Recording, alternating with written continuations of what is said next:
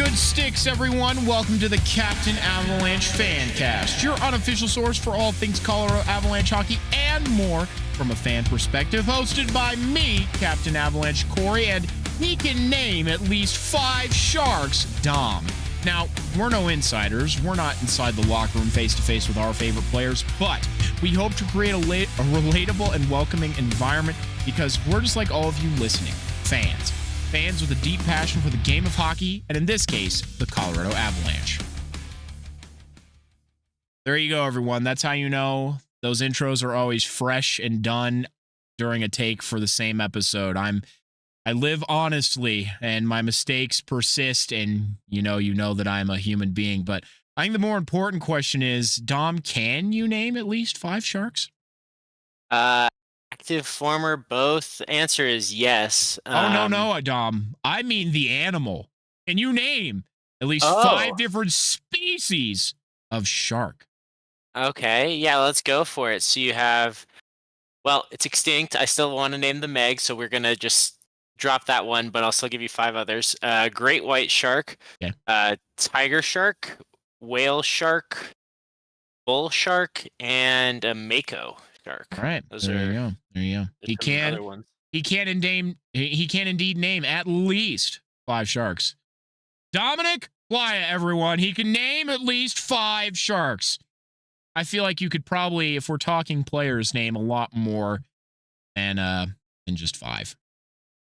Yeah, that is definitely the case. So clearly my brain is not operating at capacity. Can I just say that I know everyone won't be listening to this until Thursday at the earliest, but today does not feel like a Wednesday. No, I completely agree with you. It feels like it should be Friday right now, and I hate that because, that means 2 more days of work ahead. So good news is we get to have a little bit easier on Friday, and I hope you get Monday off as well, Corey. Is there something particular on Monday? What goes on Monday? Monday is MLK Day as well as the inauguration. So 2 different reasons that different workspaces would be taking off on Monday. Well, I can tell you that my job certainly will not be closed, but I do not work on Mondays currently, so no problems there. I'm just looking ahead till Sunday, which will be my birthday. Yeah, I've been waiting to wish you a happy birthday, but I did have the couple days warning from Snapchat, so no. not on purpose. Me out. Not trying to sleuth that and do that to you, my friend. But okay. It is just a funny mention since we message each other quite frequently, especially when it comes to games. Indeed, yes. For those wondering, I will be 25 on Sunday. 25. Single as ever, but hockey is my wife, so no need to really worry about that. Hockey is your wife. Is who's your husband? Is it Wedgwood or is Wedgwood dad? No. Wedgwood is everyone's dad. My husband has and always will be Gabriel Landeskog. Ah, that's fitting.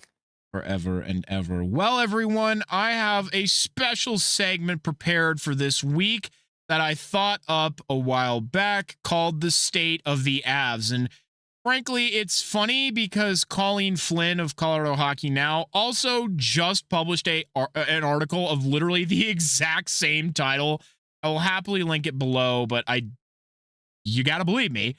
I thought of this idea before that article was published, and I swear, and I do think her and I did take different approaches to ultimately accomplish the same goal.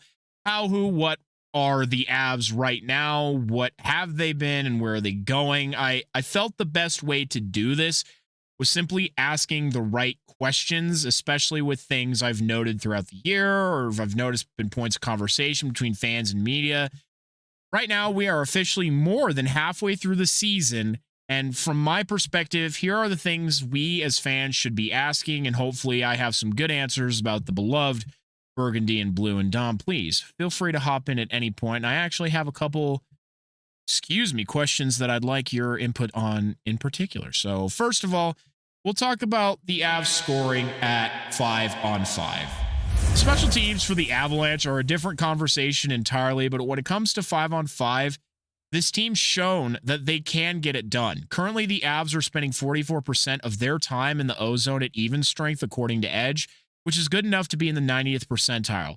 Their shooting percentage is almost a full percentage point higher than league average at 11.3%, and their expected goals for at 5-on-5 specifically is 96.7 compared to a league average of 87.4. The Avalanche, however, have only scored a total of 85 5-on-5 goals, which is much lower than the leading Capitals' 105 5-on-5 goals. However, I do look at this scoring through somewhat of a lens of recency bias, as when the season started in October, even when the Avalanche were losing games, the power play was operating at a staggering 36% plus. However, because of the power play's recent struggles, the Avs 5-on-5 play, to me, has had to improve greatly. Since the start of December, the Avalanche have only, up until right now of date of recording, the Avalanche only have 7 power play goals on, if I look at Hockey Reference here correctly, sorry everyone, give me just a moment here to make sure I quote myself correctly, because I think I did my math wrong. They have 7 power play goals on 56 opportunities. That is not good. That is not good at all. And if I recalculate my numbers here, which, because I think I accidentally missed a few opportunities, that is a 12 operating at 12.5%. Not great. However, yikes. In that same time frame, you have the Avalanche have scored 60. Oh no, I miscalculated again. See, this is why I looked at this closer. Oh, this is counting New York though. They have 69 goals for, subtracting the power play goals, and you have 62 goals for. Now, some of those do include 2 shorties. Take those away, we have 60 goals for. Now, of course, you could talk about 6-on-5 goals and a couple other of odd situations that the Avalanche have found them in, but a majority of those goals are coming at even strength. So if we take 60 divided, oops, that's not the right number. We take 60 divided by 69.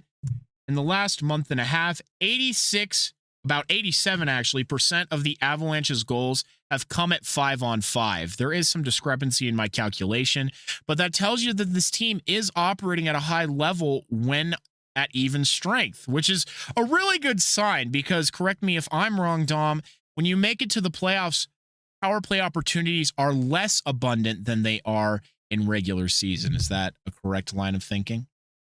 I would say so. I think playoffs, it's a physical time. Everybody's playing through an injury of one sort or another, and it's the best against the best. And so I think generally speaking, the refs try to keep the whistle away from their mouths when possible and let them play, let them go at it. It's the playoffs. That's what it's about. So it's not like that things aren't being called. There are still power plays, but the more ticky-tack or questionable could go either way type of calls, you won't get those in the playoffs. So there are fewer opportunities, and therefore a team's 5-on-5 strength it does and it should shine, because that is the true merit of a team. Every team should be able to capitalize at some rate on the advantage of having an extra man, an extra skater on the ice. Thank you, Dom. Well, exactly right. So overall, if your team, even though it's not acceptable that you have a non-operating power play right now, if the team is able to score at 5-on-5, that's all the better for when it comes to the point in the season where 5-on-5 play is the majority of play that's happening on the ice. However, it can be said that power plays and penalty kills can make or break a team when it comes to playoffs, so that remains to be seen. But I just wanted to bring attention to the fact that the Avalanche, in their recent power play struggles, have stepped up their 5-on-5 play and have looked much better at going into the second half of the season. So question number 2. This is not just something I have answered, but something that a lot of people have been looking at. What's going on with Casey Mittelstadt? After a rather raucous start to the season, Casey Mittelstadt went cold. Not through any lack of effort. He is a noticeable player on the ice. He battles hard along the boards, wins those battles, and still has excellent IQ, but he has been demoted and shifted around lines all over the place. Now, over the course of his entire career, he has 202 points in 401 NHL games across his time in Buffalo and with Colorado, which puts him at a 0.55 points per game, which is admirable for the position that he's in. People I think people need to kind of understand that a point per game pace is beyond remarkable. Like 0.55 points per game means that every 2 games you're collecting a full point, which is very good.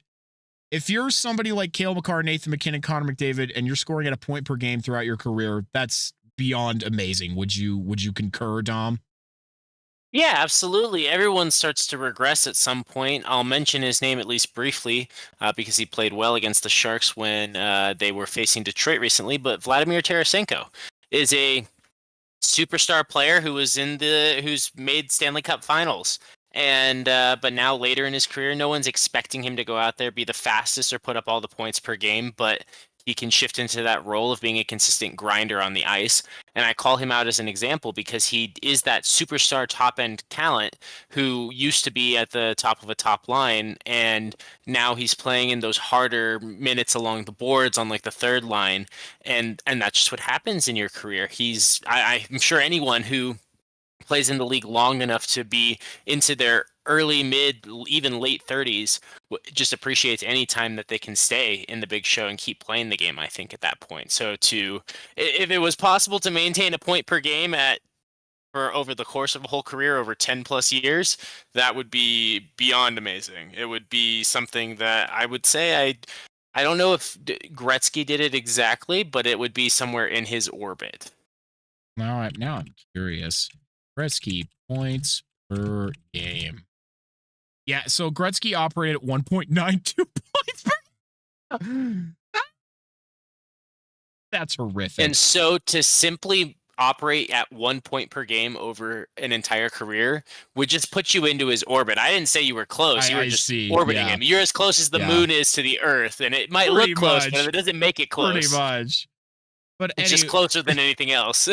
But anyway, with Casey Middlestat, it's been shown through his points that he's more of a playmaker and assist machine than a goal scorer, and that's what his base numbers would indicate.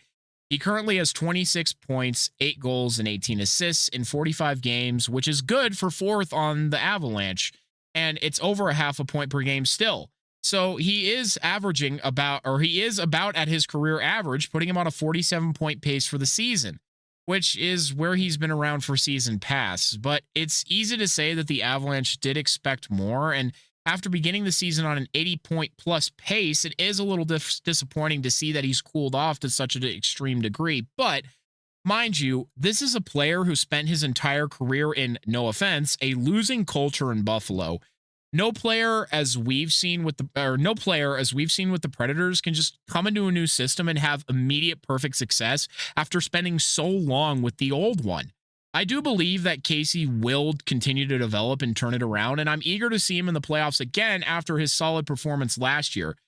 But is it as bad as it seems? Well, let's look at some comparable players, those being ones that carry a similar cap hit and are in a similar role to him. Casey Middlestat currently carries a $5.75 million cap hit for the next 3 years and is the Avalanche's declared second-line center. The only player who matches most of these facts exactly, including in contract value, is Trevor Zegras of the Anaheim Ducks. The problem is Zegras' season, as well as the last, has been plagued by injury. But if we take the information we do have, he has 10 points in 24 games this season for a 0.41 points per game or a 34-point season. His most productive season was 22-23 with 65 points in 81 games. So a little better than Casey Middlestat's most productive year, also in 22-23 at 59 points. Now let's look at the man who Casey Middlestat was officially brought in to replace, Nazem Kadri, who has a bigger contract now and is the official top-line center for a somewhat shallow Calgary team. Normally, you wouldn't typically see Nazem Kadri in a top-line role, but he kind of has to on that Calgary team. But it is worth seeing if it's a fair trade-off. An important note is that Casey Middlestat currently has the lowest plus-minus on the team at a -15, and while plus-minus is a debatable stat, it does still tell us something. Nazem Kadri this year has 29 points in 43 games, which is good for a .67 points per game and a 55-point season. This is mildly better than Middlestat, and hitting the 50-point plateau is always impressive. Kadri does have a couple more high-productive seasons with a 75.1 last year, and his best coming with Colorado the year they won the Cup with 87 points. Excuse me. Oh, there it is. Overall, in his career, Kadri has 672 points in 946 NHL games, a 0.71 points per game pace. Now, Kadri has played longer and is a bit more reliably consistent, but is also a minus 14 this year and is a minus 47 in his career, but was a cornerstone piece to winning a Stanley Cup. That's why plus minus can be debatable. There are plenty of other players who are in similar positions to Middlestat who both outperform and underperform him. For example, Zach Hyman, who is on one of the best value contracts in the league. But these comparables indicate he isn't terribly outside of his wheelhouse and isn't hitting above his weight class. But let's look more at Casey himself and the advanced stats to see if he is having a positive impact when he is on the ice. So let's talk about Corsi.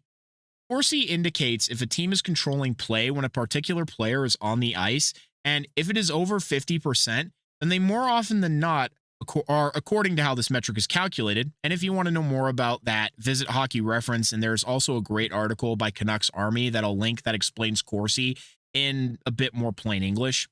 So, for example, on the Avalanche, looking at players who have played every game, Nathan MacKinnon has a Corsi 4 percentage of 56.9%. Anything exceeding 55% is considered elite player status and is correlated to a positive points per 60, meaning for 60 minutes that he's on the ice, he's generating a positive number of points. For Nathan MacKinnon, this is of no surprise. But what about Middlestat? Well, he currently sits at a Corsi of 49%. This isn't good, but it isn't terrible either. A Corsi of 50, however, is a neutral impact on play. But if we consider the fact that 55% is elite status, then a full percentage point below the mean can have larger implications on the ice. Corsi takes shots, blocks, and misses into account, meaning Middlestat is currently struggling to get the puck to the net, and you can see that in his play as well as just with the eye test. I believe that Casey will overcome this, however. He has unfortunately had an absolute carousel of line mates that has made it difficult for him to develop any consistent chemistry over the course of the season. And he doesn't quite have the offensive dynamo that Nathan MacKinnon and Mikko Rantanen have to drive lines by himself. I believe Middlestat would have benefited from more consistency by who he is surrounded by, and unfortunately, given the nature of the season, that just isn't going to be the case. So it's up to him and Jared Bednar to come up with a way to figure out how to get him going in a semi-consistent fashion at the very least.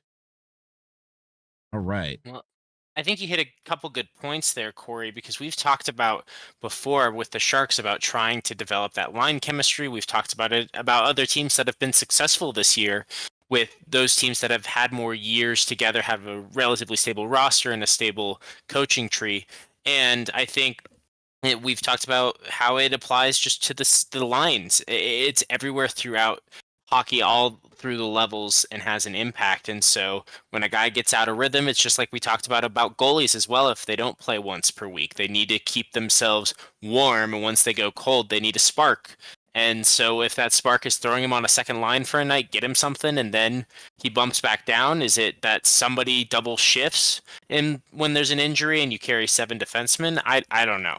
But something like that could possibly be the spark he needs, because it's easier, just like we've talked about before, it's easier to lower your grade and go cold than it is to raise your grade and heat back up. Exactly. And I think you actually made a great point in that throughout his entire career, he's gone through a carousel of coaches as well in Buffalo. So, I mean, he's never really had consistency in his system. And the fact that he was able to put up multiple 50-plus point seasons is kind of impressive given the circumstances that he was existing under.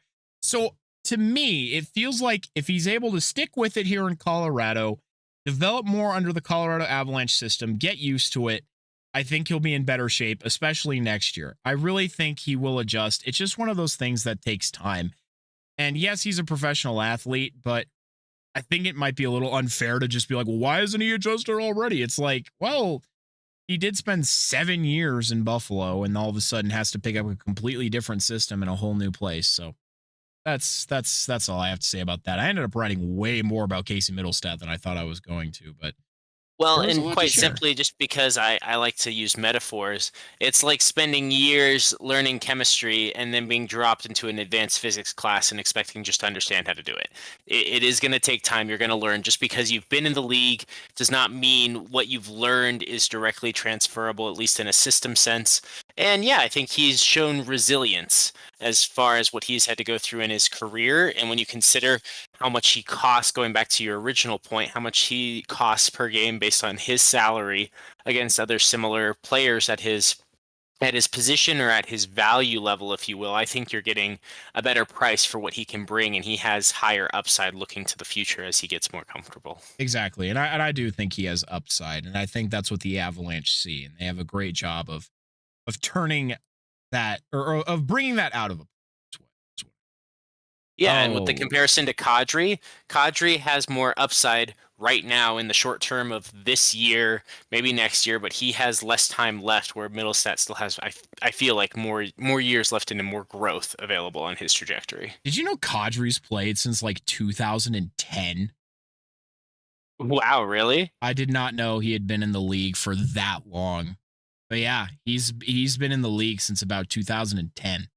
I mean, I knew he'd been around for a while, but I didn't realize it was that long. And over all of his seasons, he really hasn't eclipsed Middlestat that often, other than the two that I mentioned. Otherwise, he was, around a 50-point pace every season, sometimes a little less. But that's about where he sat. And he kind of fit that second line center role perfectly. He just happened to blow up when you play with some of the best on earth here in Colorado. So it makes sense. And that helped, unfortunately, drive his value up. It kind of is a bummer that he didn't want to stay here. I think he could have continued to be great, but that's a what if. And for now, we have to focus on our players of the present. Is Mikko Rantanen going to get traded? No. The current rumor is that if the Avalanche cannot get a new deal done for Mikko Rantanen by the trade deadline, then they would rather trade him for something than let him walk away for nothing in free agency. Now, I understand this line of thinking, but I cannot truly fathom for a second that this happens. Rantanen is a pillar of the Avalanche's core, and he is worth every bit of money. He deserves to get paid, honestly, but there is not a reality that exists where the Avalanche trade him and walk into the playoffs without him this year. First, what/who do you trade for Rantanen? He is a 50-goal scorer, 100-point player consistently now, every season. He has 101 points in 81 playoff games. Oh, and he has a Stanley Cup. Who I do mean, you if you're trade? asking me, Who do you trade for that? Yeah, no, I'm asking you. I I don't know. Exactly. That's the problem. I mean, if you really want me to try to come up with something, You don't necessarily need to. And that's the whole point. Who is there? Or first of all, he's worth multiple first round picks. And what players do you get back for him? Who is there of a similar caliber to Rantanen that a team would be willing to part with in a trade so it doesn't feel like the Avalanche lost on their end of the deal? No one. There is no one a team would give up to the Avs in exchange. At least not in my mind. yeah, I don't see it personally. I don't know who they would give up for him who's actually of equal value that you're mentioning. I mean, you could look at someone like Draisaitl, but he's not going to be given up. But no way. Statistically speaking, that's the ballpark you need to be looking when you're talking about Rantanen. He's that good. Exactly. I mean, yeah. I think Draisaitl overall is like a little better. I think that's kind of the pinnacle. And the problem is Draisaitl's agent is also Mikko Rantanen and Mitch Marner's agent. So of course Leon Draisaitl gets paid $14 million. So it's like, oh well, now you got to pay him $14 million. Well, money is powerful. Don't get me wrong, but from my understanding, if Rantanen goes to free agency and he signs for $14 million, he can only sign for 7 years, which is $98 million. Where if he stays with the Avs, who can give him the 8th year at $12.5 a year, that's $100 million. And I think that that's worth it to stick around to continue to play with Nathan MacKinnon and Cale Makar for multiple years to come. I know it can only mean so much, but I do believe Mikko when he says he wants to stay here. Now, also keep in mind that the Avalanche pushed Gabriel Landeskog's extension to the 11th hour. Not to mention, other Colorado sports media writers have proposed multiple logical and viable solutions to pay Rantanen. Pay him fairly as well. Chris MacFarland and Joe Sakic are genuinely smart people, And I promise that they will not let someone like Mikko Rantanen, who is currently in the prime of his career, go. Yeah, I guess he is in the prime of his career while also simultaneously being in his 10th year. So do you really think you give a player an 8-year contract? I mean, yes, I understand the Avs can offer that, but do you think it's realistic that they give him that? I think it's more prudent to offer 6 and get to more of when he's 34 rather than pushing it out longer. I think there's risk there. We see players drop off. If you're paying 12.5 per year, and that might be worth it here at the start, but by the time you get to the end of that contract, you're going to be in a situation similar to what the Sharks had with Erik Karlsson and just overpaying for a declining asset. So that'd just be No, my one caution to the Avs is that he might be doing amazing now, but everybody, even Gretzky in his own way, everybody declines at some point in some way. They can't keep it up forever. you're exactly right. I think the problem is, from what I've kind of come to understand, and I don't understand it perfectly yet, is that those 8 years are kind of the bargaining chip. And that's what gets them the financial security and the willingness to sign. And it's like, I understand that it probably will, he'll decline. Everybody does. Father Time comes for us all. But I think it's worth paying him so we can have that championship window extended for the whole duration of his prime. Yes, later on down the line, it doesn't look as good, but you can't tell a player, oh, well, we only want to pay you this much to your prime and then we'll renegotiate later. Unfortunately, because, excuse me, sports agents exist, that's just not how it's ever going to play out. You have to offer them longevity. That's what gets them to stick around. And I'd rather take that risk and keep them around than not. And that's totally fair.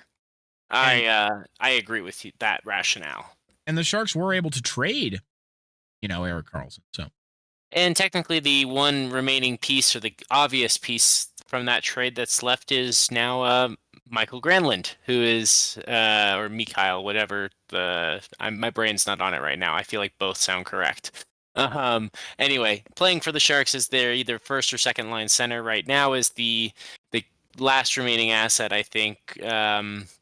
Last stone from that trade. So thankfully that is a time past. Anyway, thanks for letting me go on that quick TED Talk side tangent, little trauma relive. but I mean, it's an important question to ask because it's just the reality of the situation. If you're paying a player until he gets into his mid-30s, the likelihood is, and I mean, look at John Tavares, even though he's playing great this year, you could definitely say he is not worth $11 million now. But he's still a solid player for his team, and he was worth the $11 million when he signed the contract. So I think it's just the sacrifice you have to make for the team to be able to win right now, and I'm fine with that. Frankly, I understand that there will likely come a day where the Avalanche have to start going through their rebuild, where the core pieces are starting to age and get older, and we have to figure out what's next. But for now, we are in win now mode, and win now mode is not leaving anytime soon. Thank the Lord. So I'd rather just keep it that way right now.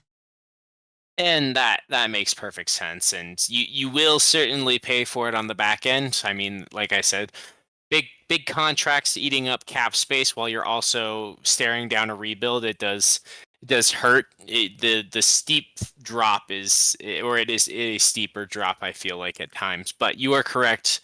Right now, it is the sacrifice necessary to keep pushing for cups while you have this prime opportunity, while you have all this natural talent that you've drafted successfully and assembled this roster that has been really, really quite amazing. So keep it together as long as you can. Exactly. And maybe he'll age gracefully like Sidney Crosby has. Well, this is the question. I actually have no notes for this question. I just want to riff it here. I want to just kind of leave it open-ended. I want to see what you think. I want to see what the fans think out in the ether. I'll let you know what I think, but I'll toss it to you first, Dom. Who do you think truly is the best player on the Colorado Avalanche? Who is the best player on the team? Ooh.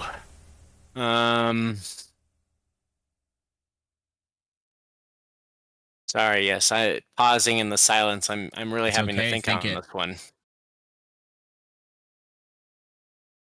It's so hard to choose because McKinnon has the edge on clutch, and on, I mean, he outscored Rantanen. He had that 140-point season, so no matter how good Rantanen is and has been, it's hard to pick him over McKinnon. Then you've got Makar, who is the reincarnation of Bobby Orr for us all to witness. Uh, and now you have Askarov, or not Askarov, sorry, that's my net. Now you have Blackwood, what used to be my net, in your net. Um, and we'll see. I can't wait to see him starting for the Avs next season. So when we can get a fresh stat line on his season, like you said about the grade, see where he can get and how great of a season, like statistically, he can put up when he has a fresh, clean slate. But seeing as that hasn't happened, I will go with Makar. He is most unique, I think, to have the combination of talents he has, to be able to play both ways on the ice, to have such a strong offensive game as a defenseman. I think yes, you have the forwards for the Avs who have stronger offense, but does their impact on defense outweigh Cale Makar's impact on offense? I don't think so, and I think certainly when you have so much scoring, so much depth like the Avs do, when healthy, you have more potential ways to score. You have more struggles on defense that makes Cale Makar even that much more valuable. So I'll go with all hail Cale as my final answer. Thanks for following through that TED Talk. And it's interesting because I think we have the same answer. And to me, I think about it like this. When McKinnon was injured, Mikko Rantanen stepped up and really led the team offensively. And that's when he scored his first 50-goal season. Like, if you needed a goal scored, Mikko Rantanen was going to do it. And mind you, Nathan McKinnon wasn't injured for like a super long amount of time, but he was injured intermittently throughout that season. And Mikko Rantanen stepped up. He was the offensive play driver behind the team. Now, am I saying Nathan McKinnon is replaceable? Absolutely not. But I'm saying that there are people who can step up, at least temporarily, in his stead to play and have that kind of impact on the team. However, if Cale Makar goes down, similar to what you said, who steps up to replace him? You know? Now, the Avalanche have some decent defenders, and they've always prioritized an offensive approach to their defense when they're encouraged to get up and be active in the play. Taves is the only comparable, but I mean, that's why you put Makar and Taves together. You don't have Makar, and that's an offensive play driver who also can get back and break up the plays of the opponent. I mean, Cale Makar and Nathan McKinnon, but Cale Makar does things that nobody else can do. It's plain and simple. He does things nobody else can do. You talk about Cale Makar in the same way people talk about Connor McDavid. Connor McDavid does things nobody else can do. Cale Makar does things nobody else can do. And that's not to shortchange McKinnon in any sense of the imagination. In fact, I think when it's all said and done, it really will come down to who is the best Avalanche ever. It's probably going to come down between Nathan McKinnon and Cale Makar. And that's not to disparage Joe Sakic or Peter Forsberg either, because those two, in my mind, are the best Avalanche players ever. So it'll be interesting to see where it stands at the end of their career. But if you ask me right now, if somebody were to get hurt, which God forbid it's neither of them ever, knock on wood, I would much rather not lose Cale Makar. I completely agree. And just as an extra name to add, oh no, Patrick did you Waugh? okay. Oh, well, yeah, Patrick Waugh, in terms of like goaltending, definitely the best Avalanche goaltender of all time. The best, And I think best it's goalie of all time. Yeah, I think y'all can he's fight me on there. that one. So. I will offer up Brodeur and say I don't want to pick one of the two. I'll just put them in the same category together and call that square. But I think, well, I guess since we're not considering just purely offense, I wanted to at least throw him in there as the honorable mention for best Avalanche player ever. But I agree. I think even even if you put them side by side, and yes, they are both game breakers from what we've talked about on previous episodes. I think Makar still comes out on top just because of what he can do that nobody else can. And again, going back to that game breakers talk, we talked about it's either you're the best at what you can do, basically like a goalie, or someone like a McDavid who's really skilled with the offensive end, or you're a unicorn. And sure, McDavid is also in his own way a unicorn, but Makar is truly something that cannot be replaced. I mean, we've seen that McDavid has taken more of the backseat to Draisaitl this year, and they've both always played really well off each other. So that's not to say one is better than the other, but whether he's scoring the goals or getting the assists, that part of the game is replaceable for McDavid. Whereas what Makar brings, it's intangible. And I think I'm glad you mentioned Taze, because I think the Avs are a bit spoiled that Taze would be that star getting attention on most other teams, but because Makar is just that good, he fades into the background, which is insane. It's so criminal how under-recognized Taves is as a defenseman. He's the top 10 defenseman in the league, like defensive defenseman. His like offensive numbers aren't super high, but Taves is insane. If you need a play completely shattered and broken, Taves can do it. Well, it's like what we talked about with Brent Burns. Very similar, where when he wants to score and get on the sheet, he will, but he is a very strong defensive defenseman that can really just win at his position. He is just a plus EV. No matter who the matchup is, he can go toe-to-toe with those type of superstar players and keep them in front of him. Yeah. So, and I mean, it's tough now, though, because now you're finally hearing talks of some people saying, oh, well, I think Nathan MacKinnon might actually be the best player in the league, at least right now. So it's so hard. I want people to understand truly how hard this conversation is, and just truly how spoiled we are as Avalanche fans to have so many incredible players on our roster. Like, we are truly gifted. And you can get into the semantics about it all you want, who's better than who, whatever. At the end of the day, the Colorado Avalanche have absolutely amazing players. There's no denying that, regardless of who you think is the best player in the league, on the Avs, whatever. The Avs undeniably have some incredible talent. But, Dom, to me, by the end of this season at least, there might arguably be a spot for this guy. His name might need to be mentioned, and that's Mackenzie Blackwood has been exactly as advertised. And I owe Mackenzie Blackwood my life. I love this man. He is on the ice, and every night it seems like he will pitch a shutout. Every goal that has gone past him up to this point, I truly cannot say was his fault. All were due to breakdowns in the team around him. And now, after the game against the New York Rangers, the Avalanche have a game stealer. The Avalanche, I don't feel, have had a goalie who could truly steal a game for them that they had no business in winning since Semyon Varlamov. But Mackenzie Blackwood gives the Avalanche a chance to win on a nightly basis and was the sole reason they managed to beat the New York Rangers, who had 6 breakaway attempts, including a true shot to victory in OT from Mika Zibanejad. Every game is a work of art, and since he has arrived in Colorado, he has been the best goaltender in the NHL in that time frame. That isn't hyperbole either.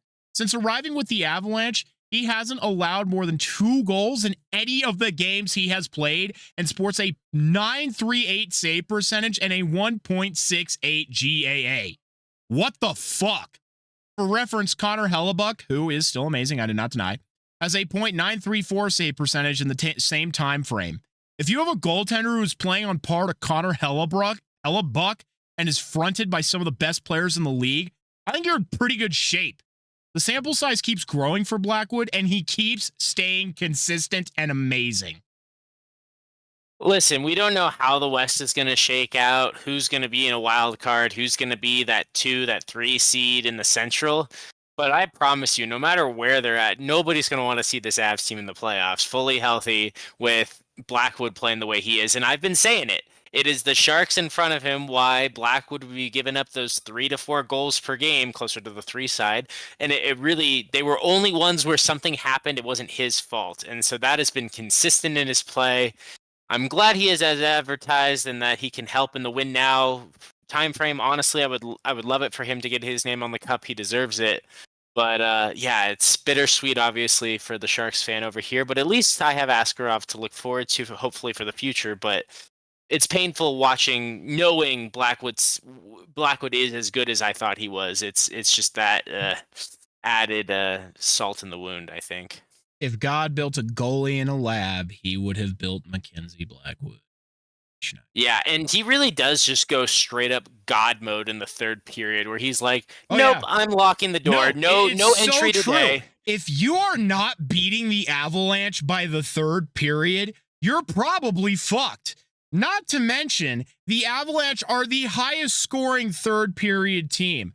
So you combine that with the fact that you can't score on them in the third period, you better just run. Just run away. You cannot win. Yeah, it's really this simple. You either need to win the game after 2 periods and have enough of a buffer so that you can hold on, or you have to force it to a shootout. Those are the only ways to beat Mackenzie Blackwood. Pretty damn much. And so there was an article published where they ranked all of the starting goaltenders on a 1 through 5 basis, 1 being the best, 5 being the worst. And it was a panel made up of current and former NHL coaches, goaltending coaches, and goalies. And they ranked Mackenzie Blackwood. There was nobody as a 5, but he was in the 4 category with Alexander Georgiev. He averaged a 4. That is fucked up. Yeah. Nah, that's just completely ridiculous and slanderous. That's what I'm saying. Like, I understand that he had some shitty years with the Devils, but in his time with the Sharks, you can see that he has consistently proven that he is way better than the stats suggest. And now the stats actually fucking show it, that he's behind a team that can actually play. Because first of all, when he played in front with the Devils, that Devils team was ass. He goes to the Sharks, they're ass. And now he's with the Avalanche, who are not, in fact, ass. And what do you know? Mackenzie Blackwood is as good as everybody has been saying he is. How dare you fucking rate him a 4? Fuck off. Georgiev, get fucking real. Get real. No offense to Georgiev, but not a fucking chance. There is a reason we swapped him for Mackenzie Blackwood. They are not the same.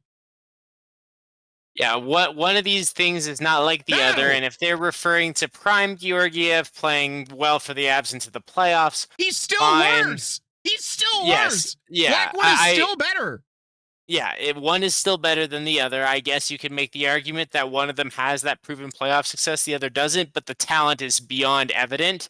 And so the lack of playoff experience can be ignored because it wasn't his fault. The Devils played like ass in front of him. And like you said, Corey, the Avs are not ass. They would be the Ass-Avalanche at that point. So, that's not fun to say. That's not actually easy to say. Why would that happen? It's just not meant to be. Social media trolls fuel, though. Oh my God. I'm just here as Switzerland observing havoc for everyone around me because I'm just rooting for chaos here at the bottom of the league. Just, waiting for the scraps that fall our way.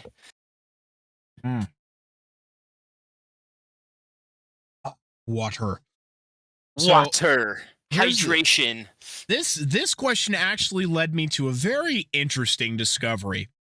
And that's, does the Colorado Avalanche actually have a depth problem? An assertion for a long time has been that the Avalanche have a depth problem and that too much of their scoring is reliant on their 3 superstars. Well, briefly, because we'll talk about them more in a second, do you not pay your superstars to play like superstars? Is Nathan MacKinnon not supposed to go for 100 assists or Mikko Rantanen 50 goals or Cale Makar 100 points? That's why they are there and are your core. It's why you put them out there when the situation is dire, because these guys are the best of the best and they perform like it. You know what I mean, Dom? Like, it's weird when people are like, oh, well, McKinnon's making up, this many of your team, this percentage of your team's points. It's like, Yeah, that's why he's paid $12.5 million. Yeah, that's why he's paid that much money, and he keeps doing that. So that's why the Avs win games. You can try to point to statistics every which way you look, but that superstar, the whole thing we talk about again, I'll say it, game breakers. Throw the fucking stats out the window of having depth, spreading it out between lines. All other guys have to do is go out there, tire out the opposing team enough, and McKinnon, Makar, Rantanen, these superstars will make something happen. All they need is a guy in front of them to get tired on defense and make a mental slip, something small, and they will capitalize. So you don't need the other guys to score. You just have to make them go out there and play and be competitive and not negatively impact the team. Is that unorthodox? Sure. Are you putting most of the weight of your success on fewer players? Yeah, it's fewer failure points. It is less stable, and it could all come crumbling down like a house of cards because that's such a limited 3-post foundation. But at the same time, if that foundation is strong and it survives the earthquake and continues operating and just, the building's fucking fine, then let's not overthink this. It's points are points, wins are wins, whether they come from that top line or more of the depth. It really doesn't matter if it can win consistently. It's the consistency. Here's the interesting part is not only do our superstars play like superstars, but in terms of the rest of the team, do the Avalanche really not have any secondary scoring? Well, I dug into it. Let's first take a trip back in time to the 2021-22 season. The year we won the cup. This, I believe, is the best Avalanche squad ever assembled. It oozed depth. Every line was a threat when it was on the ice. That year, the Avalanche had, pay close attention class, there will be a quiz, 15 skaters with over 20 points. Hockey Reference will show you 14, but I consider Arturi Lekkonen's time in Montreal that year as well, so he had more than 20 points. And 12 players with 10 goals or more. This season, at the halfway point, the Avalanche have 6 skaters with over 20 points and 7 players with 10 goals or more. First, with goals, an additional 5 players on the Avs are projected to hit or exceed 10 goals by season's end, bringing us to a total of 12. Among the players who have not yet hit the 20-point plateau, an additional 8 are on pace to exceed 20 points by the end of the season, some by quite a lot. Not to mention, some of these players would easily have hit 20 points plus already had they not been limited by injury or other things keeping them from game action. But this brings the total number to 14 players expected to hit 20 points or more. It is math over reality, but history tells us that these outcomes are more likely than not. Goals are a little goofier because players go hot and cold and injuries occur, but just looking at these numbers now, it is a very positive sign if this current group is matching that championship year. So my answer to this question, the Avs can always improve, but I don't think they are hurting. And if and when this team ever gets fully healthy, the depth will be composed of guys who are already contributing. And I think, I focus more on why does it matter about depth or not. But you're absolutely right. The whole talk about Casey Middlestat is proof of depth. Scoring 50 points consistently, year in, year out. That is depth. That is showing up. That is doing your job, especially with all the change he's been through to be, showing up as consistent depth scoring. So there are examples the Avs have of this. I mean, talk about like guys like Lekkonen and Nichushkin. How many other places in the league would they not be on the top line? And they are on, they basically are the Avalanche second line, correct? It depends. Lekkonen and Nichushkin both kind of bounce back and forth. It just, really, this season, it depends on who's healthy or not. Typically, you have Lekkonen winging McKinnon, but he also plays second line. So they're just kind of both. They're just the top line guys. They're the top 6. They're just top 6, really. They can go either. But that's the thing is they're good enough. They're good enough to play on the first line, but can play second line if you need. Yeah, your top 6 is better than other teams' top 3 is what I'm saying. Yeah. And that is where, yes, you want depth, but that is where the majority of your goals are scored. So you want depth in your top six, strength in your top six, and then depth everywhere else. There's different types of depth. There are different layers of depth in that sense. And so the Avs have an advantage on that top half of the roster that not most teams, I feel like, can't really compete with. There are only a few teams, and it comes down to matchups at that point. And to me, I think the whole point of the conversation is, the Avalanche are top heavy. Are they only relying on their top 3, top 6 to score? And it's like, well, first of all, you pay your top 3, top 6 to score, and they're doing that. But based on what I've looked at, it looks like you're getting solid contributions from the bottom 6 as well. And of course, you don't expect your fourth line to score a lot. They never do. They never will. But if they're chipping in here and there, that's all you really want to ask for. And that's how it feels like it is right now. Unfortunately for the Avs, some of their third and fourth line guys are playing up way further in the lineup, like on second and third line roles.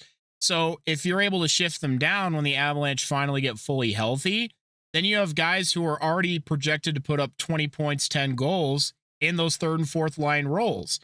And so then you're getting that scoring from across the lineup that people are always so concerned with.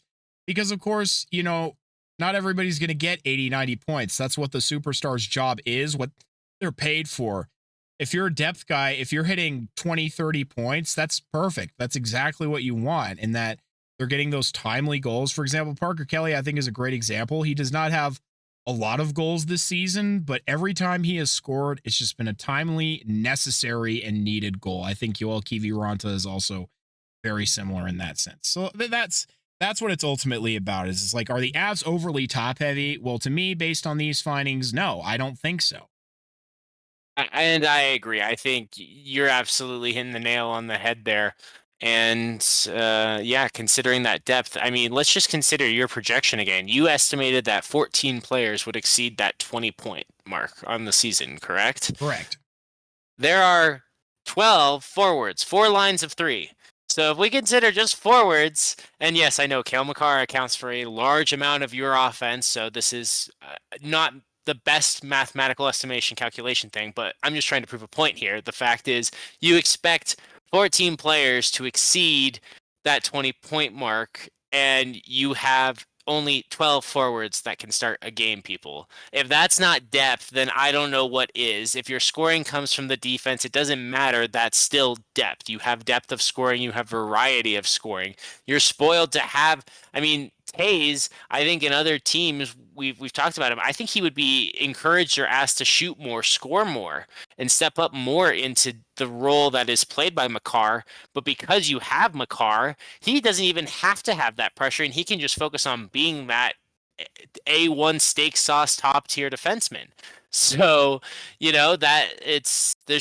but he still can score, and that's another guy that in the depth that maybe the stats don't show him adding a lot of points, but his points come in those critical moments that you mentioned. Clutch. That when the team needs to, the depth on your roster is very clutch. Exactly. And fun fact here, I'm looking at the year the Vegas Golden Knights won the Stanley Cup, and everybody likes to point to the depth on that team. That team had 12 players who had 20 points or more, and 13 players who had 10 goals or more. So, just a comparison there. I really genuinely don't feel like the Avalanche have like as severe of a depth problem as people are talking about. Again, yes, you can always improve. There's probably always someone better that you can get. But to consistently say that the Avalanche are only top heavy and only getting scoring from their top line is just not true. It's not true. Yeah, and again, when we consider the amount of injuries that have been the Avs have had happen to them this season, that is going to make your depth not look good because you've had so many injuries. You were going to the bottom of your depth chart. You were going well beyond your depth chart, looking in the AHL and trying to find something, trying to fill a void. Like you've gone so far down that path. So I think it's just part of that that bad luck with the health that maybe makes the depth look worse than it truly is. Exactly. Well, to wrap up this segment, what are the Avalanche's biggest flaws and biggest strengths? So in a way, we've hit on multiple weaknesses of the Avs as we've kind of answered the questions or the previous questions. So in this and the following question, we'll just kind of summarize the Avalanche's current biggest flaws and their biggest strengths at the halfway point. So starting with flaws, their power play, according to the last game, from wherever they were basing it off of, sits around 9%. And it has been the reason the team has lost some of its games. Speaking of which, losing easy games. They'll win when it's hard, but lose when it's not necessary. This causes them to lose ground in an absolutely stacked division, and it's frustrating because their opponents are not losing. The Wild, the Jets, and the Stars are not losing. You cannot afford to give up any ground whatsoever. They're comfortably in wild card 1, but you want better statistical odds. You need to at least get into that top 3 slot, but you have to kick somebody else out of it, and the 3 teams that are above you are just insane this year. I hate this division. Consistency. This takes many forms, so let's just quickly break down a few. Scoring consistency. This team can score, and when it does it a lot. But when it can't, they just can't, no matter how hard they seem to try or what they seem to try. Injuries. This team cannot get healthy, no matter what. One guy comes back, another goes out. They say one injury won't be that bad, and then a setback happens, and a guy is out for months. This isn't on the team so much that it is on fate and its cruel designs, but it is still very frustrating nonetheless. And finally, lines. Because of injuries and player inconsistencies, no one, particularly newer players, have seen consistent line mates, which makes it harder to build chemistry. Now, strengths. Goaltending. Mackenzie Blackwood and Scott Wedgwood to the rescue. Scott Wedgwood is back, by the way, for those who didn't know. Superstars are playing like superstars. As we've already mentioned, McKinnon, Rantanen, and Makar are one of the most respected and feared trios out there, and for good reason. This team is, despite my previous comment, this might seem somewhat oxymoronic, but they are finding ways to win. Even in those really hard and gritty games against high-level opponents, they are finding ways to win, to get those points and make sure they are competitive and showing everybody that they are not to be underestimated. And a previous point we made, 5-on-5. Those are some of the most notable things. Dom, any other strengths or weaknesses that maybe you've noticed throughout our episodes here that you've seen, or anything you feel like I missed? Well, I don't know if you already said it, but your strength is superstars. Yes. You have them, and you again, it goes back to that depth thing. You have a depth of superstars. You have more superstars than the average NHL team, is what I'm trying to say. That is a strength. That is an X factor that can't necessarily be accounted for in just one statistic. And I think if you didn't already say it, you have such strong coaching with what Jared Bednar has always been able to do and making it work. But even more so, I think something that goes unrecognized is how well your general management is, your roster accumulation, your draft process. I know this is going beyond just one season State of the Avs, but McKinnon is a homegrown drafted player. Makar is a homegrown drafted player. These are superstars. 2 superstars that have hit back-to-back in less than a decade is unheard of. So the fact that you have that superstar as a strength, it's the strength of your GM office and being able to go out there and make trades for people like Blackwood. So I think that needs to be recognized. Yes, very much so. Rantanen is also a homegrown talent, by the way. He was also drafted and brought up by the Avalanche. See, there you go. Wasn't Landy as well? Yes, he was. So, yeah, they just had hit after hit, at least in regards to that. The Avalanche know how to pick in the first round, that's for sure. There were 9 people drafted ahead of Mikko Rantanen, 3 people drafted ahead of Cale Makar. This goes to show they know what they're looking for. And you're right, Jared Bednar is genuinely an incredible coach. And the fact that he's not up, like, even in the Jack Adams conversation for best coach of the year, having to navigate a completely injury-riddled team that's pretty much been comprised of AHL players at certain points and has still found ways to keep this team competitive and in a playoff position deserves to be recognized. And it's disappointing that he has not gotten a nod for that at all. So thank you for talking about Jared Bednar, who deserves all of his flowers. He is an incredible coach and found a way to make this team Stanley Cup champions. Before I pass it on to you, Dom, I was curious about something because we got beat by the Blackhawks for the second time. I was not thrilled about that. So I was curious to know who else Chicago has beaten this season, because they have not won many games. At the time of me writing this segment, they had won 14 games. But with the fact that the Avs have dropped 2 to this team already, it's not fun. But I explored to see who else Chicago beat, not including the Avalanche. 6 of those wins have come against other contenders or teams in a playoff position. I wish I could have included any of the New York teams, but they have notable wins against the Oilers, Caps, Wild, and the Stars. And of course, the 2 wins against the Avs as well. Clearly, the Hawks play well within their own division, but if you include the Avs, over 50% of Chicago's wins are against playoff teams or contenders. In conclusion, don't feel too bad, Avs fans. It's a win. It's a win we should have, but so should have those other teams. Yeah, they are the quintessential enigma where they, similar to what you were describing with the Avs, they are somehow playing better against the better caliber teams and losing to teams that are more mediocre. It's not even that all these teams are bad necessarily, and they've also shown just the capacity to be very hot and cold. One night they're good, the next night not so much, and without much rhyme or reason for it. You get pummeled in a game. The final score was 3-1, and it wasn't that close, going all the way back to November by Dallas. And then you turn around and beat Minnesota, who was on a tear at the time. It makes no sense. And then you turn around right after that and lose to Seattle, who, Corey, you'll be happy to know, has plummeted right down towards the bottom of the division. They are currently tied with Anaheim, but Anaheim had actually passed them there for a day or two. So Seattle has definitely started to fall away from the playoff race. And so now, Chicago to beat Minnesota and then turn around and lose to Seattle makes no fucking sense whatsoever. They're just there to screw with people and be annoying. I mean, they're so annoying that even Bedard is annoyed getting off the ice. I don't know if you've seen like any of the videos, but I'm pretty sure like after the game when he was just walking towards the tunnel, he smashed a stick. Like the composure on the young superstar is starting to be frayed by the chaos and just the poor play in Chicago overall. Yeah, I can understand why he's probably frustrated. So important that they keep the kids' head up. But really, I was just like, I wonder if Chicago's beat any of the other teams that people are like, oh, well, this team's better than the Avalanche. Well, it's like, no, they're not. They also lost to Chicago. Boo-hoo to you.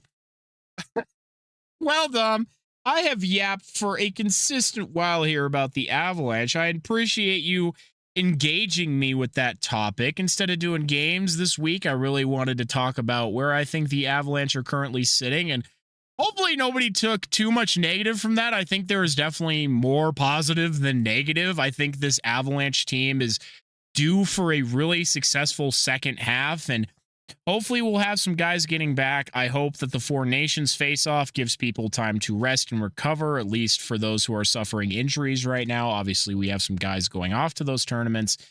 But yeah, regardless, it sounds like the Sharks have finally found some success again, and I'm excited to hear about it. So everyone, it's time for In the Tank with Dom. Well, thank you, Corey. And I didn't do a state of the Sharks or anything that's like okay. that. But I will say just a general note that I had written down here on the overall state of play of the Sharks in 2025. Did you know, Corey, the Sharks are actually at 500 in the year 2025? Are they really? I genuinely did not know that. So those 2 wins I had so much fun talking about when Askarov was standing on his head at home against Tampa Bay and New Jersey to start the year in those one-score games, those one-score wins. Then we had 3 consecutive losses. The game I previously talked about at Vegas, versus Vegas, sorry, and then at Utah and at home versus Minnesota. But the Sharks are currently at the start of a 5-game road trip. They will be playing 5 games in 7 days on the road. So that's not fun, including a back-to-back to finish the road trip at Boston and then at Nashville. So it's a hectic time. The Sharks do not have time off to rest right now, but thus far, including that game against Detroit that I'm very excited to talk about, they are at 3-3 on the year of 2025. So, it's still not the best season, but that's a lot better in 6 games in January than the rest of the season combined. So, I have hope, in this new year, new me, new start, new Sharks, all that jazz, all those classic what is it called? Cliches. So anyway, I actually, my only other general Sharks note before I get into the games is I wanted to return to our conversation from last episode about natural centers, because you had asked me about who the natural centers were on the Sharks roster. Yeah. And so had mentioned that it was Granlund and Macklin Celebrini were the ones that came to mind. I being a bad Sharks fan and just, well, he's also with his injury, I didn't consider the fact that technically part of the reason we have some struggles with our center depth is because of the loss of Captain Logan Couture, who would otherwise be our top line center if he was healthy, pretty much in any given scenario. The acquisition of Alex Wenberg, his ability to take faceoffs, he's shown up well as a center this year. But did you know that even though they've played a lot of time on the same line this year, that both Macklin Celebrini and Will Smith are actually natural centers? I think you did mention that last week. Yes. Yeah, and so they have been surprisingly successful as a pair. I think it's because of that style, that new age style of play, if you will, very dynamic, very fluid and fancy and creative and less physical style. But there's something I heard on one of the broadcasts, one of the Sharks games this past week, and it was talking about how the NHL is growing to be a bit more positionless. You have these centers, and yes, a true natural center is something very valuable who can play in the middle of the ice that way and go the full 80 feet end to end. But the talent and the speed of guys these days, people can rotate between wings into the center position as needed. And so when you're trying to build these lines and have chemistry, it's a bit easier to start with getting two guys that play really well together and rotate the third line mate around them. And so going back to that conversation we had, I think that's a bit of what Coach Warsofsky was doing, is trying to put Macklin and Smith together and then rotate players around them. Throw in Toffoli for one time. Throw in Zetterlund. Throw in, when he came over, Kovalenko. He played really well with them. Colin Graff has played super well, the young rookie he's had good showings in his limited games at the NHL level. However, right now, the big issue is despite their chemistry, is Will Smith has been in a real long and real hard slump. He started the year, Corey, as you'll recall, I was very harsh on Will Smith for his poor start to the season and struggling to get out of the blocks. But then he scored, I believe it was 11 points in 15 games, or vice versa, 15 points in 11 games, something like that. He had a strong streak here in the middle of the season where he got the majority of his points. He and Macklin Celebrini were really hitting it off, whoever their third line mate it was. I believe the stat line is that in his last 15 games, or at least prior to the Detroit game, in his prior 15 games, he had only scored 3 points total. So he had become more of a hindrance, and that has led to a new line that I'm excited to tell you about with new chemistry. I'm excited to tell everyone. Corey, I've actually already told you while we were talking about it during the game when I was messaging you. But I do recall. When we think about the state of the Sharks, and we've also talked about the future, I think what we're looking at is a future where if Logan Couture comes back, then obviously he's one of your centers. But the real future of the Sharks is you have Macklin Celebrini as your top line center with whoever is the top chemistry. I really love what I call the 70-1-2-3 line, because numbers. I think it's also fun. Yeah, it is fun. And then you'll have Will Smith as your second line center. And then that's where it gets interesting, is Granlund, it opens him up. He's really good on the power play, but he actually doesn't score much 5-on-5. He's a bit of a deficit, statistically speaking. I looked into it. His plus minus, I know, is not the best stat, but it does not show favorably on him at 5-on-5 at least. And so it allows Granlund, who has experience both at the wing and at center, to have a bit more movement on where he plays on that second line role, or have him be a third line center, so you're not relying on him necessarily for all your heavy minutes and goals. Yes, he was the leading scorer for a while for the Sharks, and he stepped up some, but he's he's still not that superstar caliber talent that Celebrini is, and Smith has the potential to become. And so if those are your top three lines, the final one that we would already have in the system is Thomas Bortolao. And he's someone that I had talked about previously, someone who has been in the Sharks system for a couple of years now, but he started the year injured. And so that has impacted his stat line and what we can and can't see with the Barracuda, but he did have a strong finish to last season. He's someone that the Sharks are definitely looking to for the future. So just as a little wrap up, I did more research on that prior conversation, and that could be a vision of the centering for the lines to come in just a year or two. I mean, to me, it just all signs point to positive. As cliche as it sounds, I know we've talked about it over and over again, but of the teams who are in a similar situation to the Sharks, I truly believe that the Sharks are, out of all those, the closest ones to making it back to the playoffs, and the ones who I believe will make it back to the playoffs first amongst that group of teams. Well, I definitely appreciate that, Corey, and I love the Sharks more than anyone, but I'm going to push back against that a little bit because Oh. of what we have seen from Anaheim. So I guess maybe it's that they're on different timetables and that Anaheim's dropped to the bottom. Their rebuild started a bit sooner. But from what we've seen this year and the success of Lucas Dostal and his potential, that he is clearly shown to be a match for what Askarov has provided for the Sharks. He has certainly provided that for the Ducks, and I think they're a bit more established in having re-signed players such as Vetrano and securing their future for the next couple of years. I don't necessarily think that one team will make it before the other. I think both teams are capable of making it to the playoffs in the same year. I think that's something that these teams in California have been underrated, but a lot of teams around the league have struggled when they've come to California for the road trip going through San Jose, the Ducks, the Kings all in a week.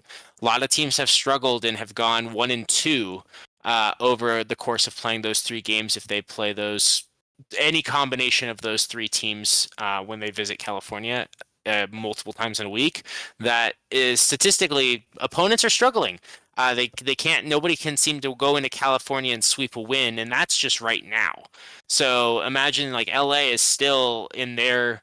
I mean, I don't know if they're really win now. I don't know how many people consider them as legitimate Stanley Cup threats, but they're there in the playoffs securely in that 3 seed right behind Edmonton every year now, it seems. So hockey is going to be very exciting here in California. So anyway, my point is I'm starting to ramble is I think the Ducks and the Sharks both have the capacity to get there soon. And the Ducks, at least this season, are showing a little bit of a jump on that, a little bit of a head start. And so I would just maybe, despite my love of the Sharks, posit that the Ducks might beat us there by a year. Not that we need to get into the conversation anymore, but I disagree. I think the Ducks have more internal conflict going on.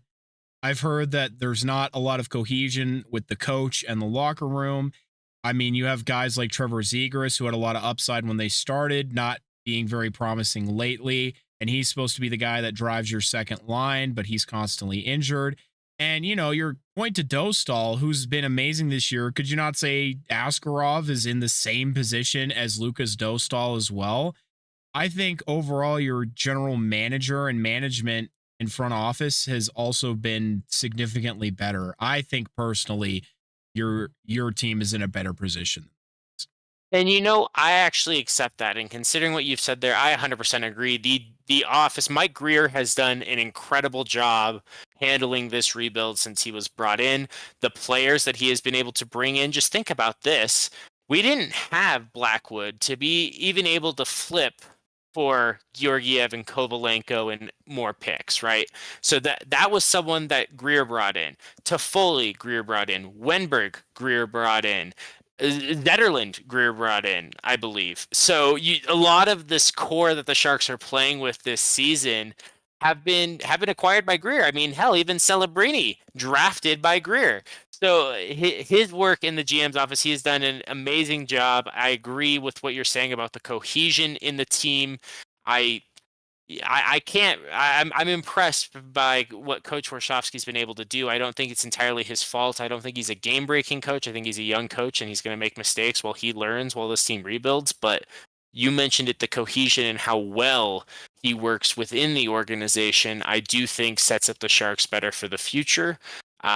Maybe I was just allowing myself to be biased, or I guess I don't want to accept and have that pressure of the Sharks being the front runners to finish their rebuild, They because are, it Dom. it They would be are. it would be a sudden turnaround from what otherwise is happening. So I guess I'm cautiously optimistic and want to recognize that Anaheim is it's a legitimately scary threat, and a team that has also swept us so far this year. We haven't been able. It's been close one-score games, but they've got the wins. So I just have that lurking in the back of my mind. Yeah, and I mean, I think for you guys, it's going to be like a slow climb. It isn't like next year you're going to be first in the Pacific. No, no. I think you start to push for that wild card spot, right? You push for that wild card, you get that wild card. Oh, yeah, we made it back, get eliminated the first round. All right. Now our guys are kind of seeing what playoff hockey is like, how you're supposed to win. Then next year you go back, you maybe put up a better fight in the first round. Maybe you make it, maybe you don't.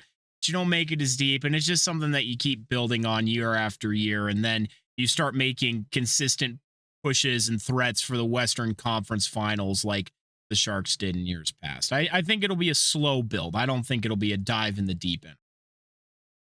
You're right. It will be slow. I don't want anyone listening, any of the fans, to misunderstand. But when we are saying it'll be faster, I do agree it'll be faster than what's going on in Chicago, Oh yeah. who had a head start on the Sharks in this category. It's probably over. Maybe while it's been better for the Ducks this season, I agree. In the long term, it'll probably be faster than the Ducks. Columbus is a weird one because they haven't really fully rebuilt. They were at the bottom of the league last year, And and now yet they're they're in a competing playoff for. spot. Yeah, in a wacky East. Do I think they'll necessarily stay there because there's like six teams within 3 points of the wild card? I don't know, I don't but know. it's the East. Who the fuck knows when again it's like seven teams are within 2 games of a playoff spot. It is wild. So we'll see. As far as a pure rebuild to becoming a actual true contender, yes, you are. I think you are correct and have convinced me to accept the mantle that the Sharks will Ooh. be recovering from the bottom sooner than others. Well, carry on, good sir. Well, I'm gonna just take us to our game by game analysis. At this point, having covered that at least general introduction on the state of the Sharks. Very happy to be 500, by the way. So very Seriously. grateful for that to start the new year, and to start this road trip in a good way. I'm gonna talk about it more later, but that game against Detroit. Woo! We are saving the best for last tonight. I can't wait. First though, Friday, January 10th at Utah at the Hockey Club. Last time the Sharks were there, they pulled off that stunning upset to get their first win of the season. Corey, if you might recall, when I finally got to celebrate that, and we had the poll about when the Sharks would get their first win, all the way back to one of our earliest episodes. So little flashback. Unfortunately, though, the Sharks were unable to get the win in this game and make any miraculous comebacks. In fact, they were the team who were at least in the lead at the start of the game, scoring the first goal. Um, Really, it's quite simply when the final score was 2-1, and it wasn't like 2-1 because it was super competitive back and forth action. Both teams have 30 plus shots on goal.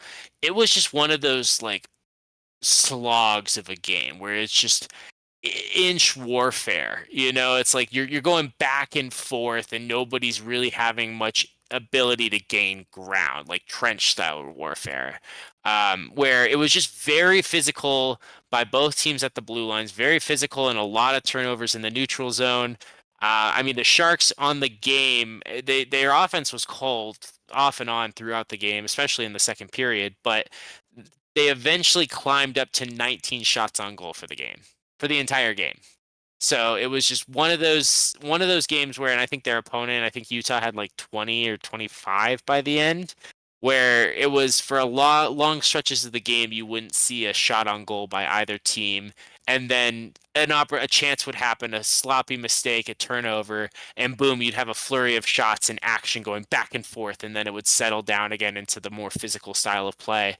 And so it was not the most maybe entertaining game to watch, but it had its moments. And I need to talk about Corey. I know I told you about this, so I apologize that it's going to be a little bit of a rerun or rehash, Never a a second problem, take on sir. these Never a problem. thoughts. But this was a winnable game, and yet a loss when the Sharks couldn't get goals on the board. And something really important is Will Smith was benched halfway through this game.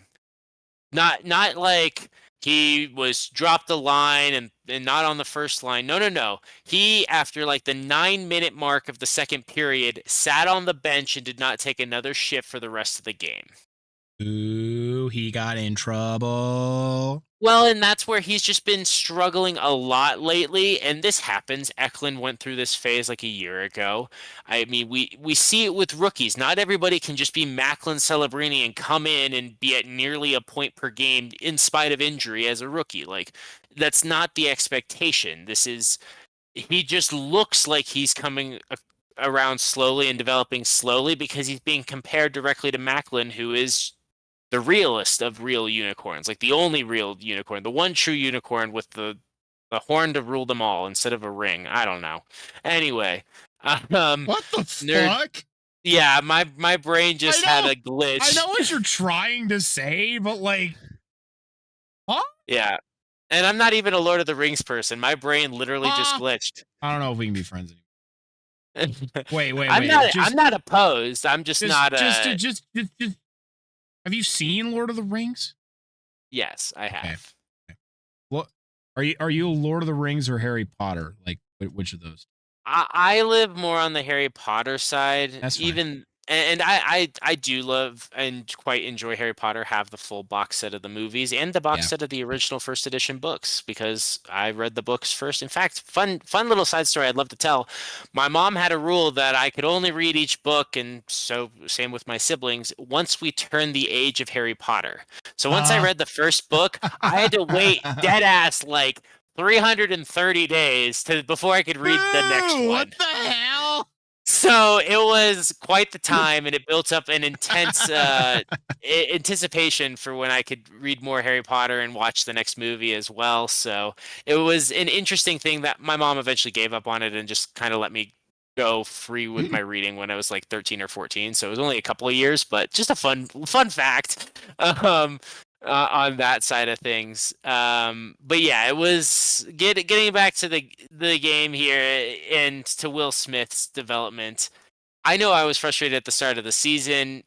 Sometimes this is what happens. Guys get sent to the AHL to get their head right, to build up confidence, whatever it may be. Sometimes guys just get sent to the bench because you don't want to send them back to the AHL. You want them to still be on the NHL team. You want them just to take a minute, think on that night, and not make the damage worse on that night, and then come back the next day ready to work. And so that's the goal, is hoping that type of approach mentality will help get Will Smith out of his slump. And the kid is 19 and he's playing regular NHL minutes. He was playing top line caliber line mates with Celebrini and Toffoli at points, or Celebrini and Granlund. Like this effective top six of the Sharks is what Will Smith is being thrust into as a 19-year-old.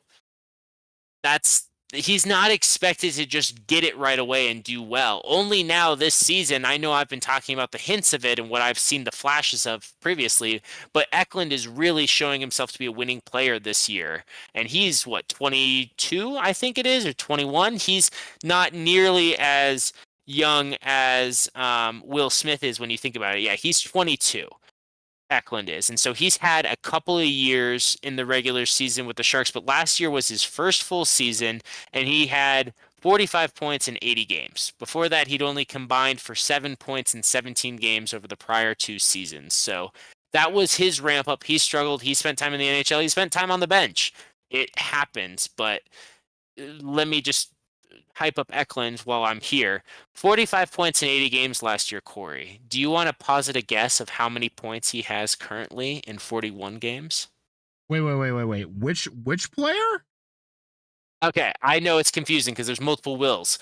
Will Eklund, number 72. William Eklund. Okay, how many? Tell me one more time. How many did he have last year? So he had 45 points in 80 games last year, his first like real full season. And how many does he have through about 45 this year? Or through 41 games. Yeah, 41 games. I'll go he's got 30 points this year. You are right around the number. It is 34 points in 41 games. Ooh. So basically, in half as many games he's played last year, he is prepared to eclipse last year's point total by 25 points right now. Love that. Would be the estimate. So yeah, so love that from Will Eklund. But again, this is he started skating at the NHL level, at least with he was primarily at the AHL at the time, but he started skating for the Sharks NHL level team in 2021, where he had 4 assists. We are now in 2024 when this is him really showing up and starting to shine. This development takes time, is really what I'm trying to say. Is Will Smith is getting a bit of an unfair rap, and yes, he's not playing well. He's in a slump, fine. But the expectations on him are higher simply because he's playing next to Celebrini, who is 18 years old, so younger than Will Smith is, and already has, 31 points in 34 games. He's nearly a point per game player as an 18-year-old in his first season. It's just unheard of. So it's not really fair to compare Will Smith to that. These setbacks are going to happen, and hopefully he'll get his head right. It just takes time. It just takes reps. And so sometimes I think it was a good example of coaching that he was benched for that game. It was the right thing to do to have the least long-term impact. You don't want to send him down to the AHL and really wreck his confidence. So really happy about that. Corey, anything to add before I talk about my this recent dislike for Utah? I've always been kind of up and down with players getting benched. Like Torts likes to do it a lot, and I understand. I think with Will Smith, like it makes sense, right? But Torts sometimes, like if his star player does something he doesn't like, then he'll bench the star player, and you'll watch Philly lose the fucking game, and you're like, "Cool, dude. Did you make your point now, John? Like, congratulations. Your old style of coaching has lost your team another game."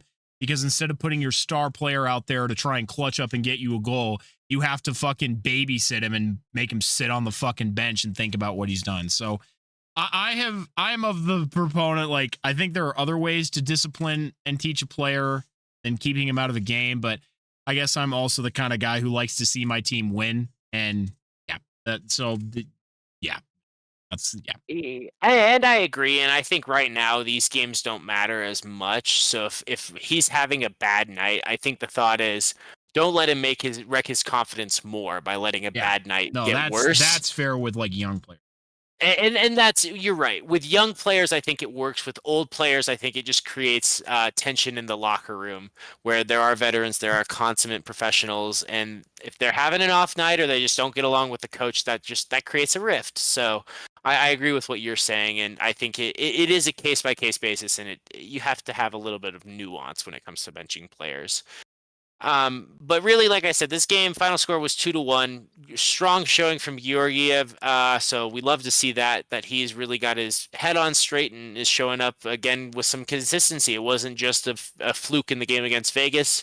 No, Georgiev has actually had a wake up call and had, I think it's 3 consecutive games. In his last 3 games, he has at least a 900 save percentage. So something that he wasn't touching with a 10-foot pole, he's now hit consistently in 3 consecutive games. So I don't know if it's just Askarov's 2 wins to start the year, just new year, new me. Something, again, going back to the cliches, but Georgiev has really played better in 2025 and a lot better. This is not to disparage him, but I pray for you over the next 3 games. He's had his 3 games of good. Now here comes 3 games of bad. And fair enough. We'll see what happens on this road trip. But for now, I'm gonna bask in the positive while it's here. As you should. Actually, you know what? Quickly, we're actually just gonna pivot back, and I'm gonna go right into my dislike of Utah. And Corey, I know I brought this up to you as an idea, but the question is, and I would love your thoughts before I give my full analysis, especially since you've already seen some of my thoughts.